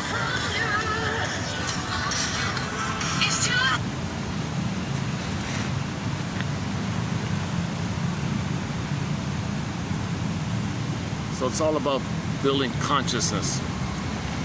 And then and the consciousness is called, also known as experiential knowing, i.e. true cognition. Barnett says includes the affect, the feeling in the body, okay, your mind, okay, affect, syntax, apprehension, comprehension, the linking of the two. So you can speak out and recognize what you're feeling, and if it's a link like that, that means you process, then you're in the present. See, if you split it, that's the spirit out of the body. Miss Woodman keeps saying, they want the spirit back in the body. Well, tie yourself to the mast, let the spirit come back in the body, and you feel this whole thing. Metaphors. Okay, are we doing here? Oh, okay. Should we do the Janoff one here? Okay, no. Let's save the Janoff one for another time here. Well, what I can do is let me visit the book. Let me finish. So the book I'm referring to is this here. He's got a photo of the.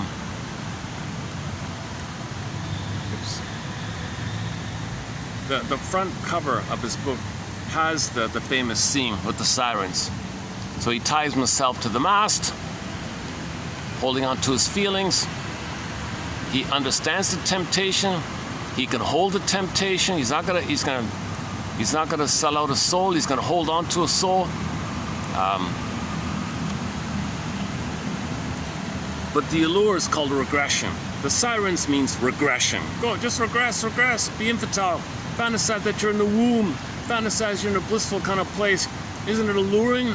Don't you want the mystical experience? Don't you want to be one with the universe? Don't you want to be in a blissful reunion with the everything, with all that is? And don't you want to feel the blissful oneness? Don't you want to be one with all that is? Come on, regress, isn't sweet? No, hold me, no. So that could be cookies. That could be all these other things. Okay. The subtitle of this book is called Painted Guinea Pigs. Yeah, so he named the book, he subtitled the book after that story with the kids. It's a fun introduction, right? The teacher, the daycare provider, whatever, brought in a new guinea pig, and one of the 3-year-olds shouted, "Oh, who painted him?" Not realizing it's a different one. Kids. This book was written in 2014. 2014. I just found it. It's funny with the title like that, a psychoanalytic odyssey. See, good books are kind of never promoted or something. Okay.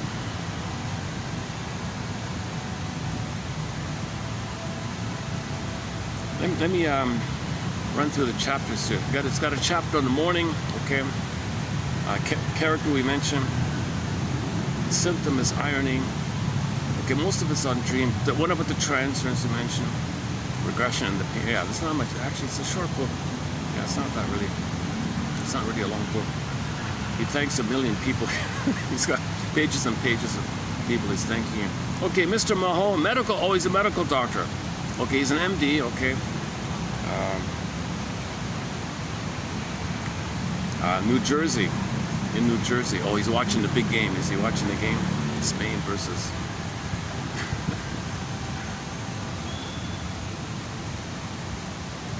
Okay. Introduction.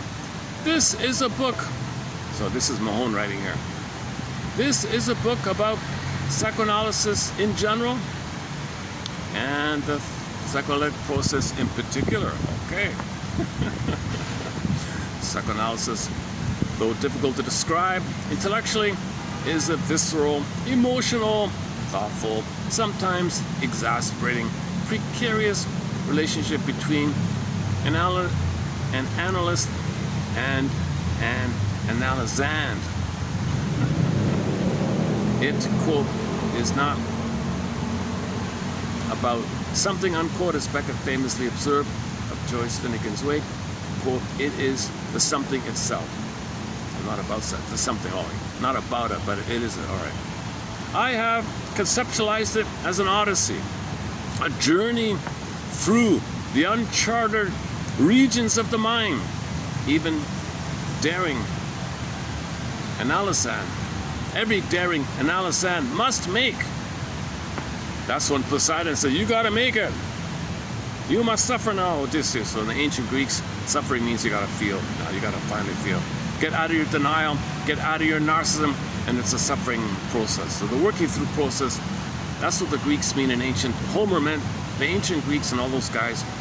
The translation came across like that. It didn't mean it like a punishment suffering. It just meant like a constructive suffering, like a helpful suffering. Called constructive. She called it one girl. This Tina Gilbertson calls it constructive suffering or something versus non-constructive. The analogy of the analytic process as an odyssey first came to me through child analysis. In the midst of a child analysis, which was a most creative hybrid of play and language, the one little kid here, Alex, aged five, having enacted a drama of a storm-tossed ship at sea. I'll play the song Lovesick by Rick Sanders. Another lonely castaway on a ship that didn't want to be put out to sea. I can't see. Sorry, the mercy. I don't know. It's a different cup. He means he's swept up in the falling in love. It's different. So a little 5-year-old boy was talking about a storm-tossed ship at sea. He created a drama, a play. So a little boy created a play, like a drama play. He was playing around and imagined a terminal, like a safe place, like a docking for and the ship tossed at sea. Stepping out of this engrossing play and stepping into the transference, insightfully, interpretively, he said to me, hey, you, maybe you can become a person terminal for me. In a few words, the child had captured some of the key ingredients of psychoanalysis. Its creative energies. Person terminal is an amazing condensation of play and transference. Can you be my mother? Safe place in your person. Its therapeutic momentum, its capacity to transform storm of fear into trust and engagement. He also made boats out of wood, painted them, and gave them very significant names. So this 5-year-old kid was painting boats and gave them names. In mid-analysis, one boat was called the Ketchup, as if the child sensed he had much to catch up on, emotionally, developmentally. At the end of analysis, a boat was given a code name of letters and numbers that signified the analytic consulting room, where the Odyssey had ended and begun. I see. Clever kid. Again, it was the same. Again, it was the same child in the midst of engrossing play who demonstrated rudimentary understanding of the interpretive process itself when he remarked. So the 5-year-old kid is saying to the shrink doctor, the shrink, "You like to make things out of what I say." You like to make things out of what I say. I believe nascent insight, therapeutic alliance, and object relationship are all represented with eloquent subtlety in such remarks. An odyssey is a journey of excitement, discovery, danger, and daring. Quote, "All serious daring starts from within," Eudora Welty commented in one writer's beginnings.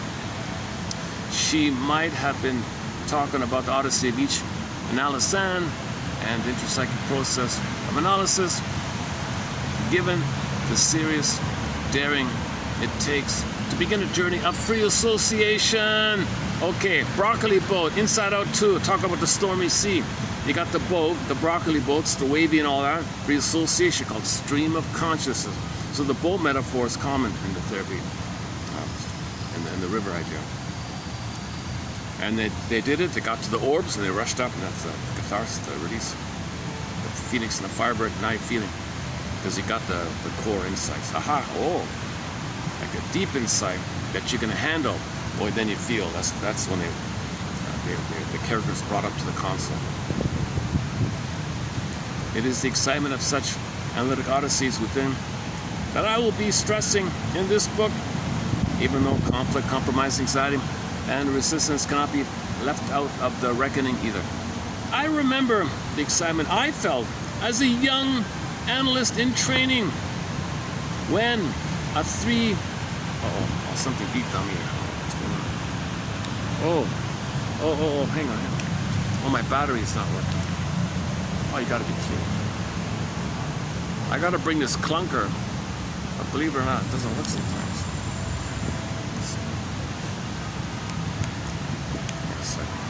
Is it charging or not? If this is not charging, I'll have to wrap it up in about 10 minutes.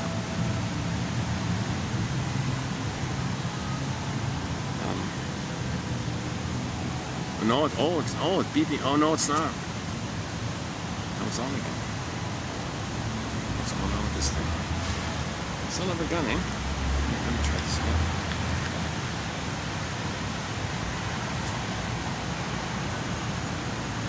Okay, if it buzzes again, okay, it's obviously not working. I had this plugged in overnight, and it's still not working. This is a goner. This is. I gotta find a special place where you can recycle this thing. Yeah. Once a month they have a special pickup for these things. That's too bad, eh? Okay, I'll have to wrap it up in 10 minutes, eh?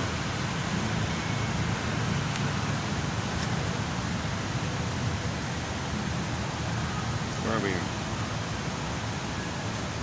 Finally got settled. Okay. So when he was starting out, this guy, I remember the excitement I felt as a young psychoanalyst or shrink in training when a 3-year-old child asked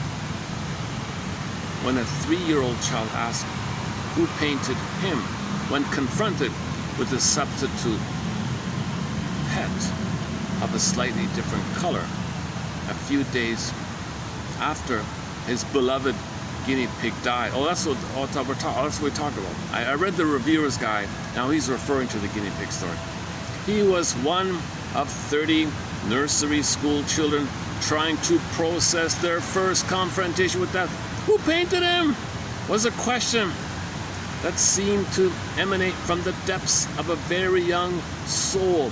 Indeed, as it tried to take the measure of one of life's inevitable existential assaults on the short-lived Edens of childhood experience, the child's question lodged in my mind. Oh, I see.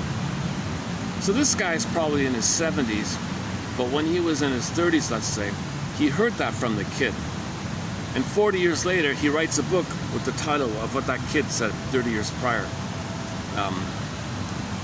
Michel St. Pereira from the band Mystery said he had a riff in his mind from decades, and it took him like 40 years to put it into a song.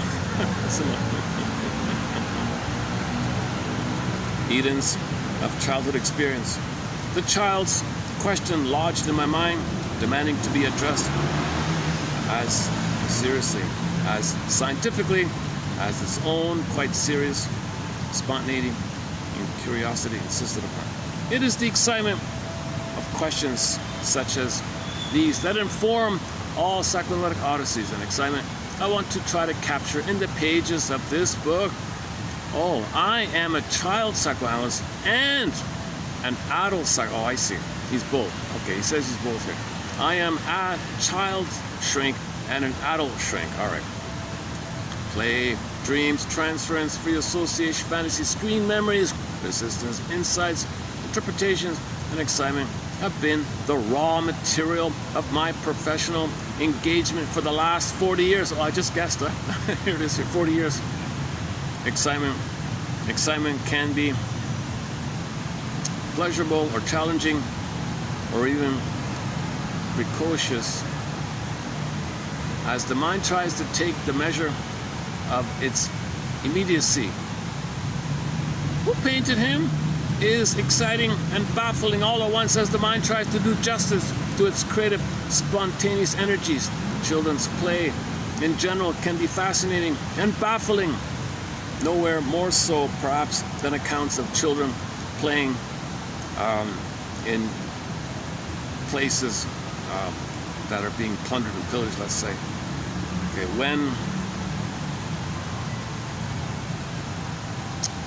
Okay, he goes off on something else here. In chapter 1, I addressed a controversial issue of mourning in childhood. A topic I return to again in chapter 9, when I addressed the mourning of Sigmund Freud and suggest that mourning and dreaming may have been the key triggers of a remarkable period of creativity that led to his famous book, The Interpretation of Dreams. I heard that when he made that book, he had like 500 copies. It took him years to sell it. No one would buy it.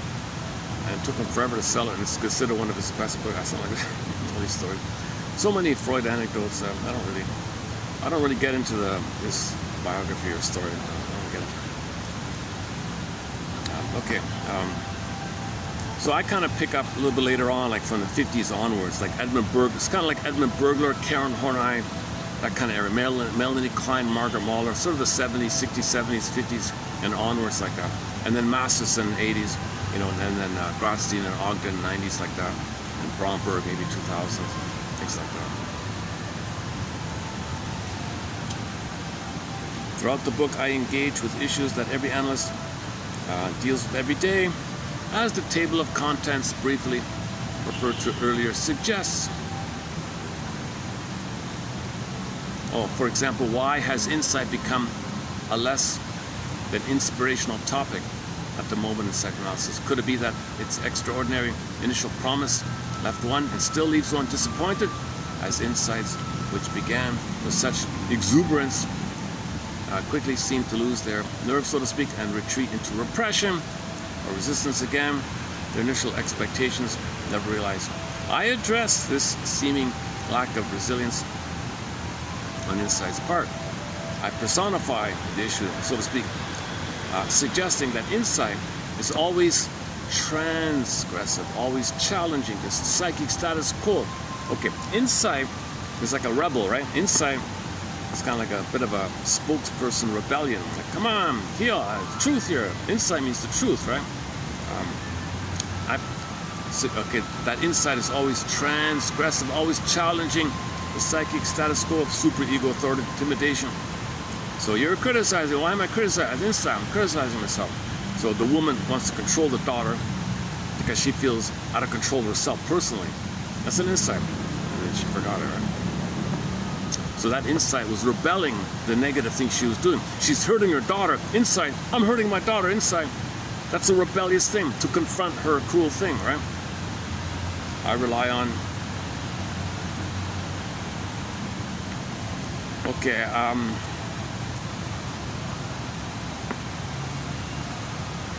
haven't read this yet. Okay, I'm just skimming here. Transference. Oh, transference.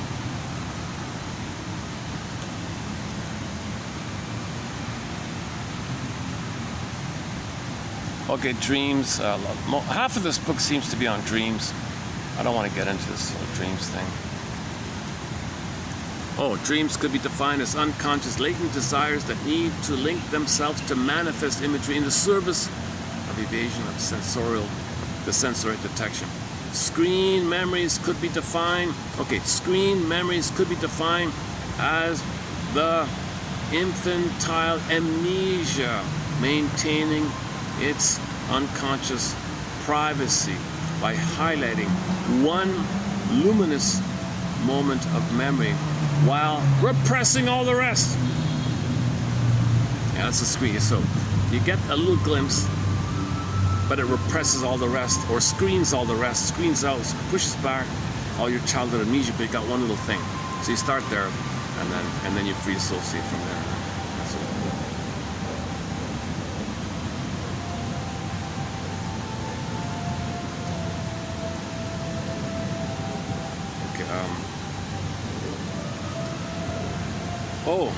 okay, so chapter 1 is about the painted guinea pig. I've never associated. I've never known anybody who's ever had a. Yeah, okay. Go to the pet store, you see guinea pigs, right? Are they playful? Are they?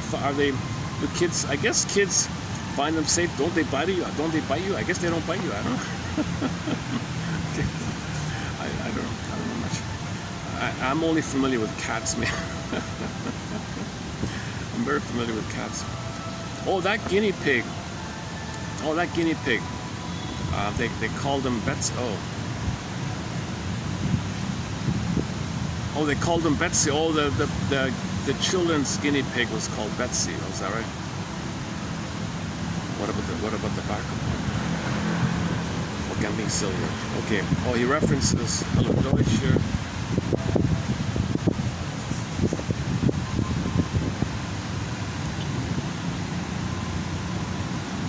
Okay, teddy bears, transitional objects.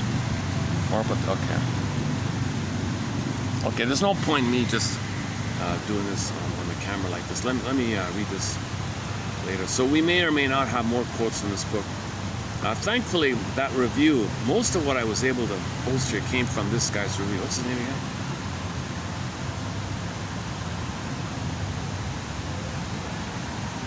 Is it this one? Yeah, I think it's this one. Paul Schaber.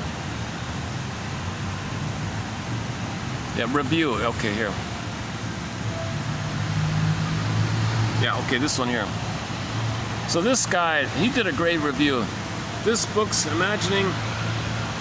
intriguing title links psychoanalysis, Homer's epic of heroic adventure, and oddly painted guinea pigs. The moment's surprise gets explained quickly, but the effect is genial, implying fascination, challenge, and pleasure to come, a prospect the book indeed fulfills. Okay, and so what I read was mainly from this guy's article, this reviewer's article. This is one of the best reviews of a book I've come across. He's upbeat, he's educational. where most reviews, oh, you didn't do that, you didn't do that, you could have done that, I disagree with that. And they use it as a whining session, right? This guy, he's different. He's highlighting the positive side of it. Each port of call, moreover, connects suggestively with the others. What emerges in time, therefore, is a series of focused yet related considerations, clinically based, that differentiate even as they contribute to an emerging picture of human commonality and individuality. Mahone, appreciating Freud's genius and accomplishment, does not correct him, but offers amplifications. It is not new to say of dreams that their, quote, manifest content is a clever cover-up of latent objectional desire. Page 140, for example, though, it is well said. What is new is to add impressively to ways of comprehending dreams within dreams, or jokes, puns, parapraxis, and uncanny effects in the dreams. What is new to me, what was new to me to learn of screen memories, it was new to me to learn of screen memories, that they slowly reveal their deceptiveness, construction, and representation long after memory seemed to have placed them, and that such incrementally associated clarifications can serve as a ready sign that the therapy is moving along. In time, the journey leads to true dreams by a mature and accomplished woman who helped unpack a major minor symptom, which ironically enough opened to her deeply subtle inhibitions in her complex. Okay.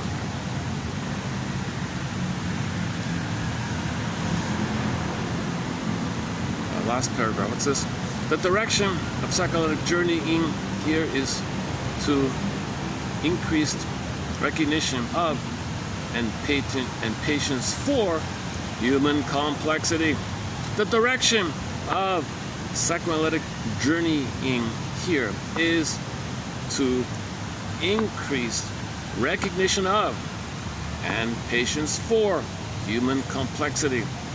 Symbolically, the ithaca of psychoanalytic treatment and the shared goal of both parties. This is an edifying odyssey led by a deeply experienced and genial Odysseus.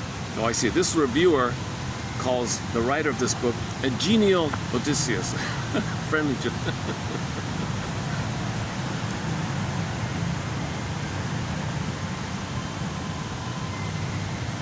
I played that clip from before. Should we take it up? Oh, lost my battery. Oh, now it's working. Oh, the battery's charging. Oh, son of a gun. Okay, it's working. Give me a sec. Should we dig it up? Yesterday I played 2 clips from a live concert from the band Delirium. Self-Saboteur, great song. And another one called After All. Let's dig it up here. Oh, flying cars. Oh, flying cars touched down in Germany. Oh, wow.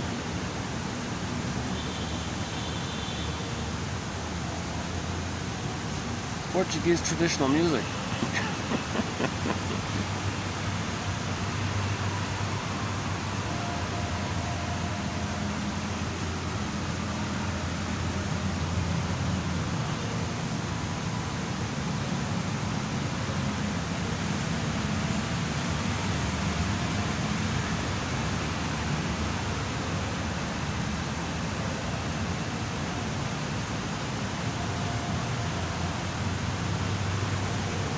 Yeah, here's the clip we played before. So here's a scene.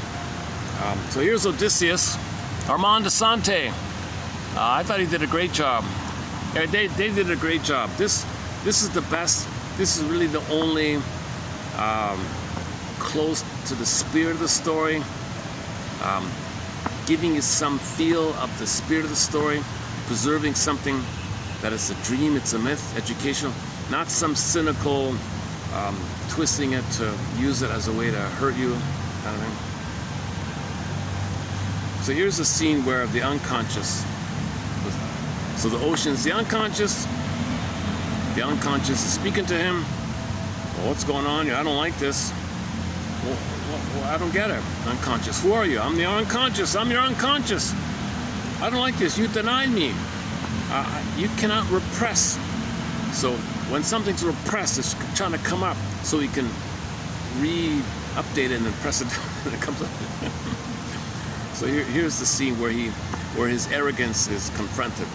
So the unconscious rebels. Okay, remember it's insight is like a rebellion to your arrogance, right?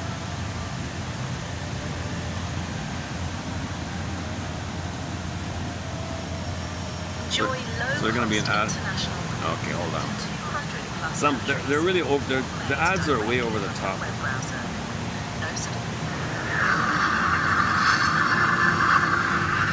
Do you see? You gods of sea and sky, I come to try. Me, Odysseus, a mortal man of flesh and blood and bone and mind.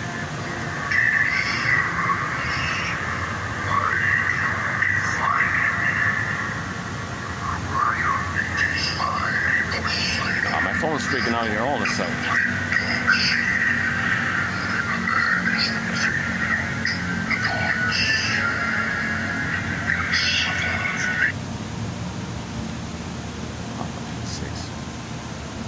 Hang on a second. My phone's free. Oh, here we go. Hang on. Let's try this again.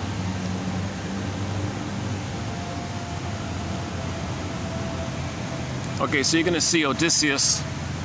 Okay, the ocean's the unconscious, metaphor for the unconscious.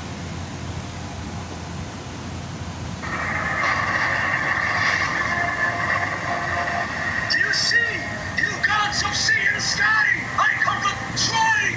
Me, Odysseus, a mortal man of flesh and blood and bone and mind.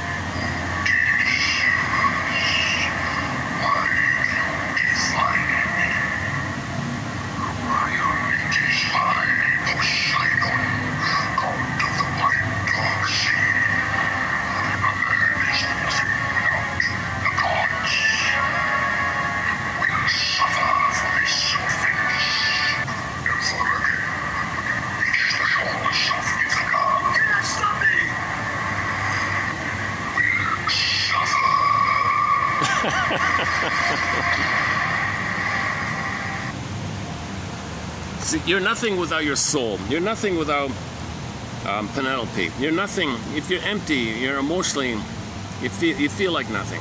You feel empty, you feel like nothing. You're nothing without the gods, right? So the God idea is just a personification of a universal trait of something about yourself that's repressed, put out into symbolic form. So the difference between myths and fairy tales, my understanding is, it's about the earlier trauma. Things are wildly exaggerated, so that's why they live forever. So the emphasis that these characters live forever. The gods like that, a human, that's a person, and you're unconscious. It's gods in there because they don't die. They're always there, kind of thing. That means, so ideas or fantasies of things living forever, immortal, gods like that, that's code for the timelessness of the unconscious. There's no time in there. So if there's no time, it's forever, it's eternal. It's going on all the time, no time. So they don't die, like they just go on like that. There's no time. Number one. Okay, baby's small size, passive, helpless, can't even move, can't do anything. Mother's considered the giantess in the nursery from the baby's perception, from the baby's state of helplessness and powerless and total trust on the mother being so many times bigger. I mean, imagine how many times bigger the mother is to the little baby. So already, just from a physical perspective, you see a mother holding the baby. From the baby's angle, the mother's many times bigger. But then in the mind, his rage that he's going to perish, attacking himself, poof, monster of the id. The monster of the id is one of the angry gods like that. So the angry god idea is your cry for mother's love. Turn into the angry God at yourself. So God's angry at you. Okay, it means you want mother's love back in the nursery. Blocked, rebounded in. poof, monsters of it, imaginary, dream world, myth and fairy tale world. Create a story as a reflection, as above, so below. Myths and fairy tales are code or metaphor, okay, or symbolic of the inner. The inner is real, but we don't see it. It's real, but we don't see it. You create symbols and stories like fairy tales and myths, which you do see as symbolic, but they're not real. They're not real, but they help you, link you to get you in touch with something that's real. So it's educational to know what's going on inside by these stories. Okay? So the story of angry God, okay, no, that's you, a threat to yourself. Can't you see, can't you see, can't you see? Your mother failed you, you were angry, your anger got blocked. His mother said, you can't be angry at me, you gotta go somewhere. You gotta hope for mother's love, you gotta cry for mother. And that turned to anger, fury, rage, destructiveness back to yourself, exaggerating, fusing with the negative attitudes. Okay? And you can't be your own mother, so it's criticizing, you're perfectionistic, you're always guilty, and you gotta feel penance and do, you always got endless pay the piper, endless do, endless guilt. It's going on like this. This is called destiny neurosis, because you're always recreating this status, and you're kind of stuck like this. So something deeper inside, something deeper organically is saying, come on, man, be conscious. Odysseus says, I don't need consciousness. No, come on, man, be conscious. Okay, so the character there means the person, this is inside, is oblivious to all this. That something's going on inside, right? Something's going on. The waves, the ocean, the water, feeling is percolating up, kind of idea. So it's kind of moving inside. Emotions, energy, motion, bodily commotion, motions in the body, commotion. So the waves like that, something's stirring up in the water, like inside. This is coming up to you like that. So it's calling for you to be conscious. The midlife hero is to be conscious, to be the hero, to be the Odyssey, to build your consciousness. The whole Odyssey thing, build your conscious, build your ego, build your reality conscious ego. That's the Odyssey. That's the second Odyssey, metaphorized in the stories like this. You got to be so face the mother voice, face the shame, face the repetition, see the Sisyphus, it's your face. See how you betray yourself. Agamemnon betrays the feminine because mother betrayed you, and you see the mother in you. He in one version of the Odyssey, he sees his mother there, called Jocasta. That's code for a mother who uses the boy to meet her needs. And he sees, mother, what are you doing here? What are you doing in this hell thing here? It makes sense. And what did mother do to you? Agamemnon, we know him. He gobbles up the women. Okay, metaphor means mother gobbled up your feminine. And the Sisyphus is doing it again and again. You're doing what your mother did to you. So that's sort of a key kind of starting point, right? To face the hell, like the Hades means hell, shame. Why are you in this shameful state? Okay, that's what happened. Mother failed you, mother betrayed you, she was impaired. You got to put your mother on the couch, analyze her, shrink her, put her on the couch, realize that she was hoping for a better past. She was turning to the child to meet her needs. And that's what happened. She was so blind to the child. So you got to understand the human condition. Some benefits, some hopes and dreams didn't pan out, angry, upset, things like that.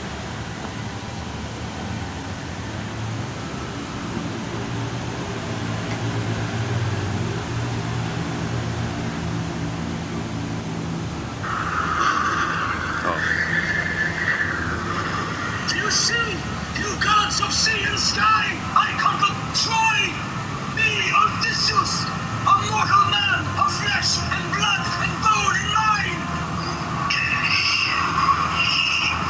I define Poseidon, god of the wide dark sea. There is nothing without the gods. We'll suffer.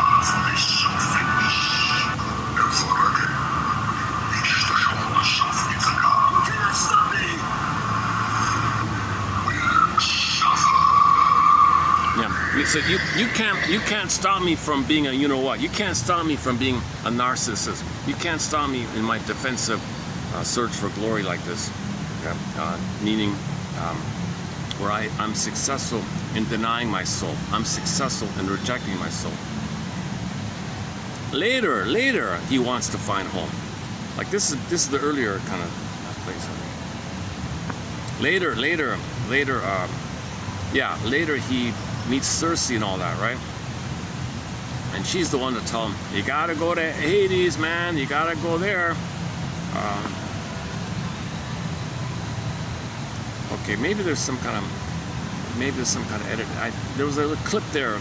They may have, whoever posted this, I think maybe blended into scenes. It's not coherent like that.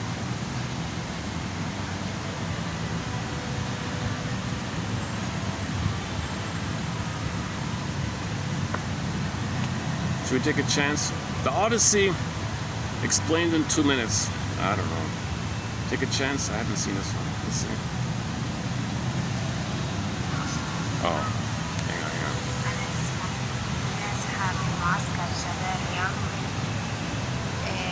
After 10 years of brutal war, Troy falls in ashes. Odysseus begins his long voyage home, unaware of the trials ahead. Pull hard on those oars! Okay, no, if it's one of these AI kind of things, forget it. I thought it was like an older one. All these new AI things are kind of depends who writes them or something.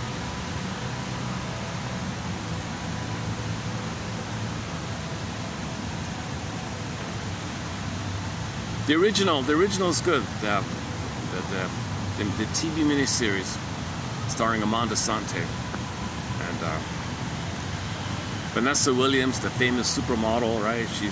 She plays one of the. Who does she play? She plays one of the. She plays one of them, Cersei or Calypso or one of those ladies. I forgot.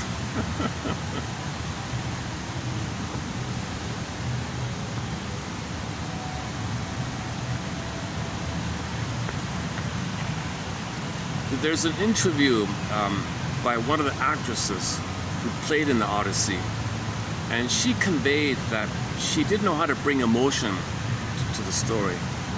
But the director guy, Andrei Konchalovsky, coached her, guided her, and she said, oh my God, yeah, I really could emote some emotion. She's the one who played Odysseus' mother or something like that. Or was it the wife or the mother? What was it? Oh, Odysseus' mother. Oh yeah. You can see the issue with the way Odysseus' mother is.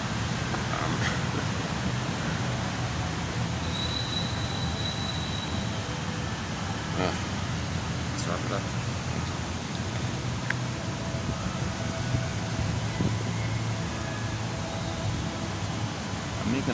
I've made a few mistakes here toward the end.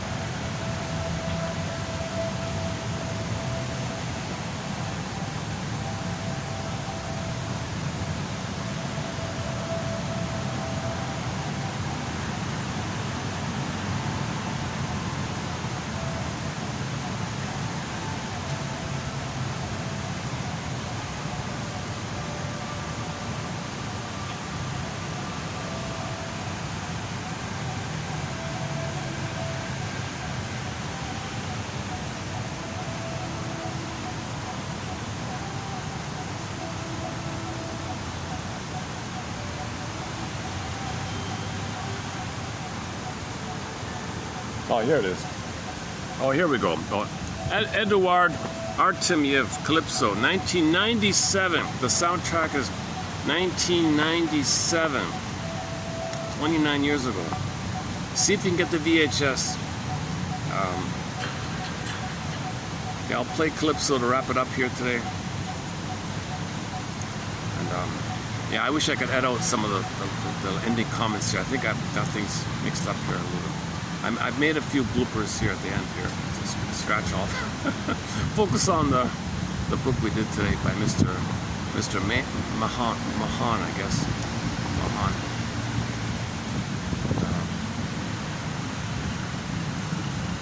See, projection, right? You study projection. That's a port of call. You study projective verification. You coax the rules to replay and relive your past. Another port of call. You study. You know, the symbolic, oral, symbolic standard from others, another protocol. You study identification, negative magic gesture, identification, regressive, another protocol. Okay, do to others what your mother did to you, thinking that by being active you can undo having been passive by your mother. Nonsense. Mother hurting the baby grows up, hurts others, doesn't undo that she was hurt as a baby. Nonsense. Another protocol. Okay, either or thinking. You got to get it to both, and that's a key one. It's a huge one. In trauma, it's either or. Jungle. You cannot feel with either or. You got to get both, and then you can feel. Another protocol. Okay, get back on your boat. Another protocol topic might be the study passive aggressiveness. This whole issue of passive aggressiveness. Another protocol, narcissism. Another protocol, BPDism. Another protocol, schizoid issue. Other ports of call. We've got 65 ports of call in 1001. Windmills of the mind. One of them is on the lighter side is I guess the Lotus Line one would be the self-help. No, that's not true. Maybe the music. Oh, we got a music one. Yeah. Oh, the comedy. Oh, the humor thread. That's an important protocol. The psychology of humor. That's a key one, I think. Brodstein's theory. Melanie Klein's theory. Emotional.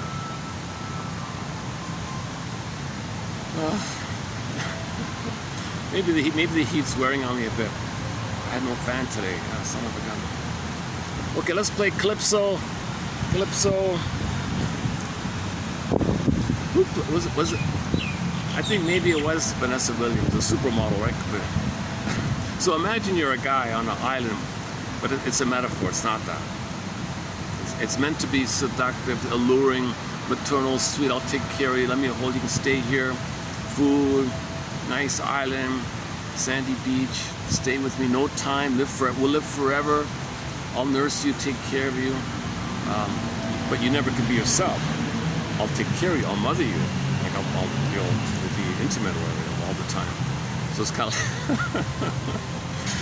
he's tempted or something, but he can't, right? Something inside you says, no, I feel empty like this. It's a regression.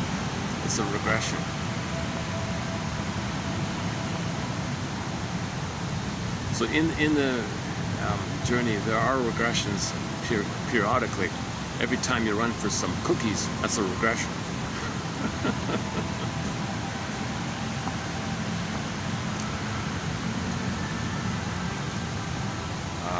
Let's see what else.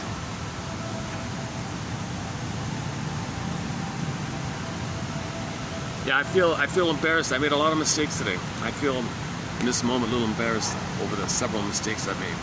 I think I misinterpreted that clip I played. I think what I said didn't fit what we saw in that clip.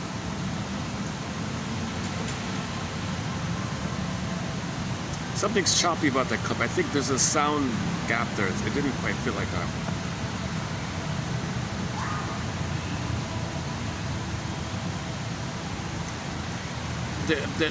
The main message was confronting arrogance, confronting narcissism, confronting your egocentric, I don't need others, I'm self-sufficient, solipsistic onto myself. And others are things, and I'm center stage, all about me, who cares about you? Just jungle mentality. So that's why later on, when he went to Circe's island, he was a human. The others would turn into animals, right? Or pigs, whatever. Oh, the funny scene is one of the pigs ran up to Odysseus and don't you recognize me? He's oinking or something. But don't eat me, because he's about to eat him. He's hungry. Odysseus was going to eat one of his own men. And I mean, thinking it's seeing a pig. No, it's not. No, I've been morphed into this. No, it's me inside. What? Well, now that, come to think of it, you do kind of look like. So she said, come on, Circe, turn my men back. Come on, turn the guys back. So at the end of it all, right? All the guys came back. My understanding of that scene is, the message is, in the dream world, you don't progress. They regress to the mammal side of the brain, the mammalian part of the brain, the survival brain. Like like the conscious reasoning ego is unavailable, so it's poof, it's gone, so they're back to that. He has a strong ego. Odysseus has a stronger ego, so he was the only one that stayed, because the idea was he can have a dialogue with somebody. He started to have like a person-to-person communication with those other guys that they were more like rude to women, objectify women or thingify women, cook for me, clean for me, do this for me, this kind of stuff. He could relate to another person. So as you're getting out of narcissism, you see people as empathy, having empathy with that, the subjectivity of other people, not something to serve you or take care of you. Those other guys that got morphed into pigs, they probably treated women like that, right? They probably had that kind of mentality. He's the captain, right? So he's the executive.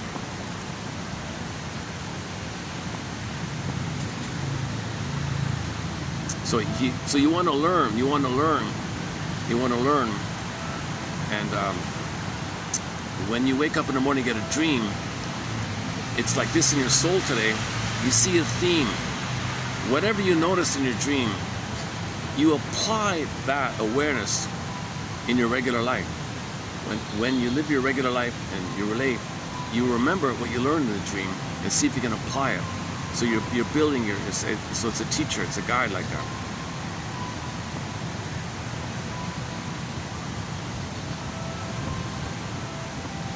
That's why I talk so much about dreams, eh? Yeah. Okay. I probably won't pull shorts for this video.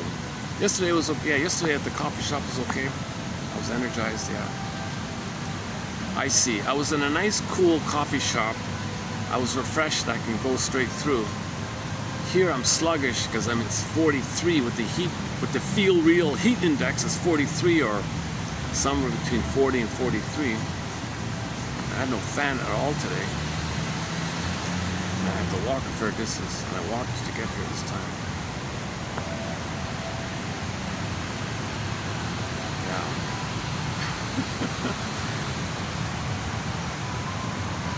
Okay, let me go buy some spring water or something. Coconut water. Let me go get some. They've got coconut water downstairs. Okay, let me shut today's video for today while I go get hydrated. We'll wrap it up with Calypso. The song entitled Calypso from, once again, Armand Assante, 1997, directed by Andrei Konchalovsky. The soundtrack is by a guy named Eduard Artemiev.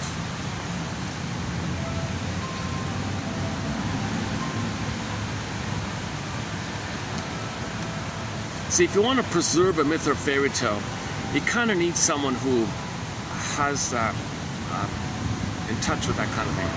If you're just doing some crass shock and scare people and use propaganda to hurt people, if you're just using stories to frighten people, that's not it, right? So that's why I think the best and the only thing I've seen of value, I haven't seen them all, I don't know, but it is. So once again, highly recommend watching as much as you can the original TBC miniseries, 1997 miniseries from the Hallmark people, the one filmed in Turkey, international crew, international production. You had people from all around doing this. It was a major production. I like that.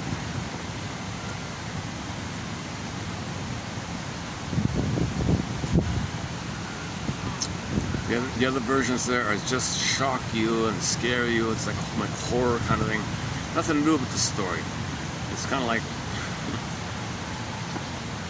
it's kind of sad, right? So we're meant to create stories to make people aware of themselves, kind of thing. So watch,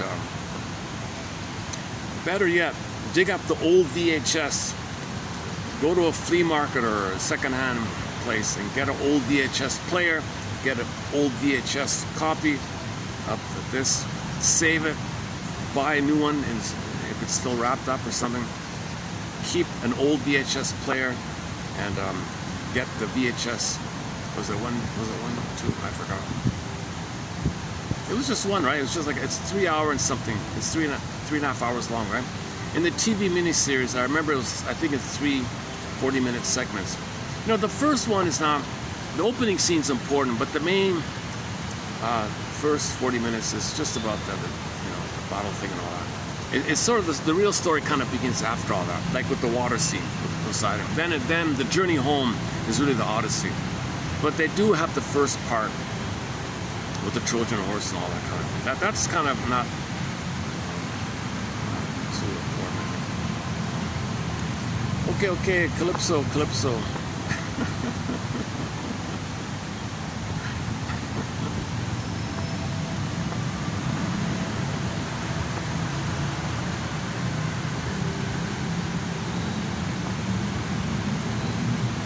It's the fantasy of a loving mother, maybe. It's the fantasy that you wish you had a loving mother. I want to indulge in the fantasy of a loving mother. Cookies, food, things like that. Ice cream and all that. Calypso. So Calypso could be code for emotional eating, drinking, smoking, promiscuity, of course. Of course, promiscuity is going to be in there. Anything that promises the fulfillment of your primary dependency, your blissful oneness need, your unio mystica, your participant, Garden of Eden, Shamba. Oh, she's on an island, right? Garden of Eden. Oh, Calypso is like a Garden of Eden kind of name. So you kind of got that. She's on an island, beautiful woman on an island alone, and then you're alone with her. Like that's the Garden of Eden, like that.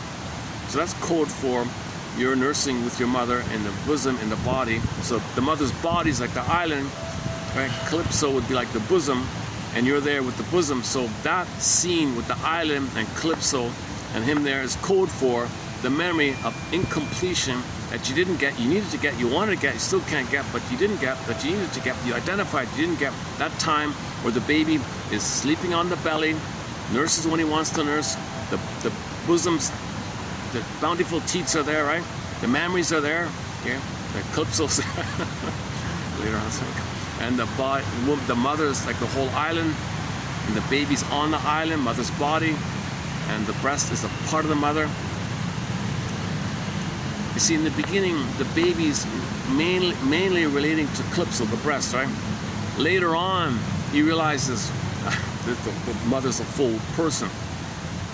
But in the beginning, it's called part object, especially when trauma. With trauma, it's part object. Fairbairn says, no, if he's loved, he can see the whole woman as a mother. But if he's hurt, he's focused on the breast. If the baby's very traumatized, I mean severely traumatized, he only hyper-focus on the nipple part. You see. And if the oral phase has failed, okay, then you armor with the so-called pseudo-machismo routine. That's what I'm a machismo routine. So Odysseus do I'm a machismo, I'm a He-Man routine. That's an armor that your oral needs, that's empty, and the oral time was missing. The oral preoperable oral phase, primary phase. Okay, mother infant 2 is 1, fusion merging 1, mother sweet and soothing. All empty there. So you got an armor of the machismo. The machismo is an armor. Can't you see? Can't you see? Can't you? Okay. I'll see you in the next video. When the song ends, I'll hit the stop button. Thanks very much.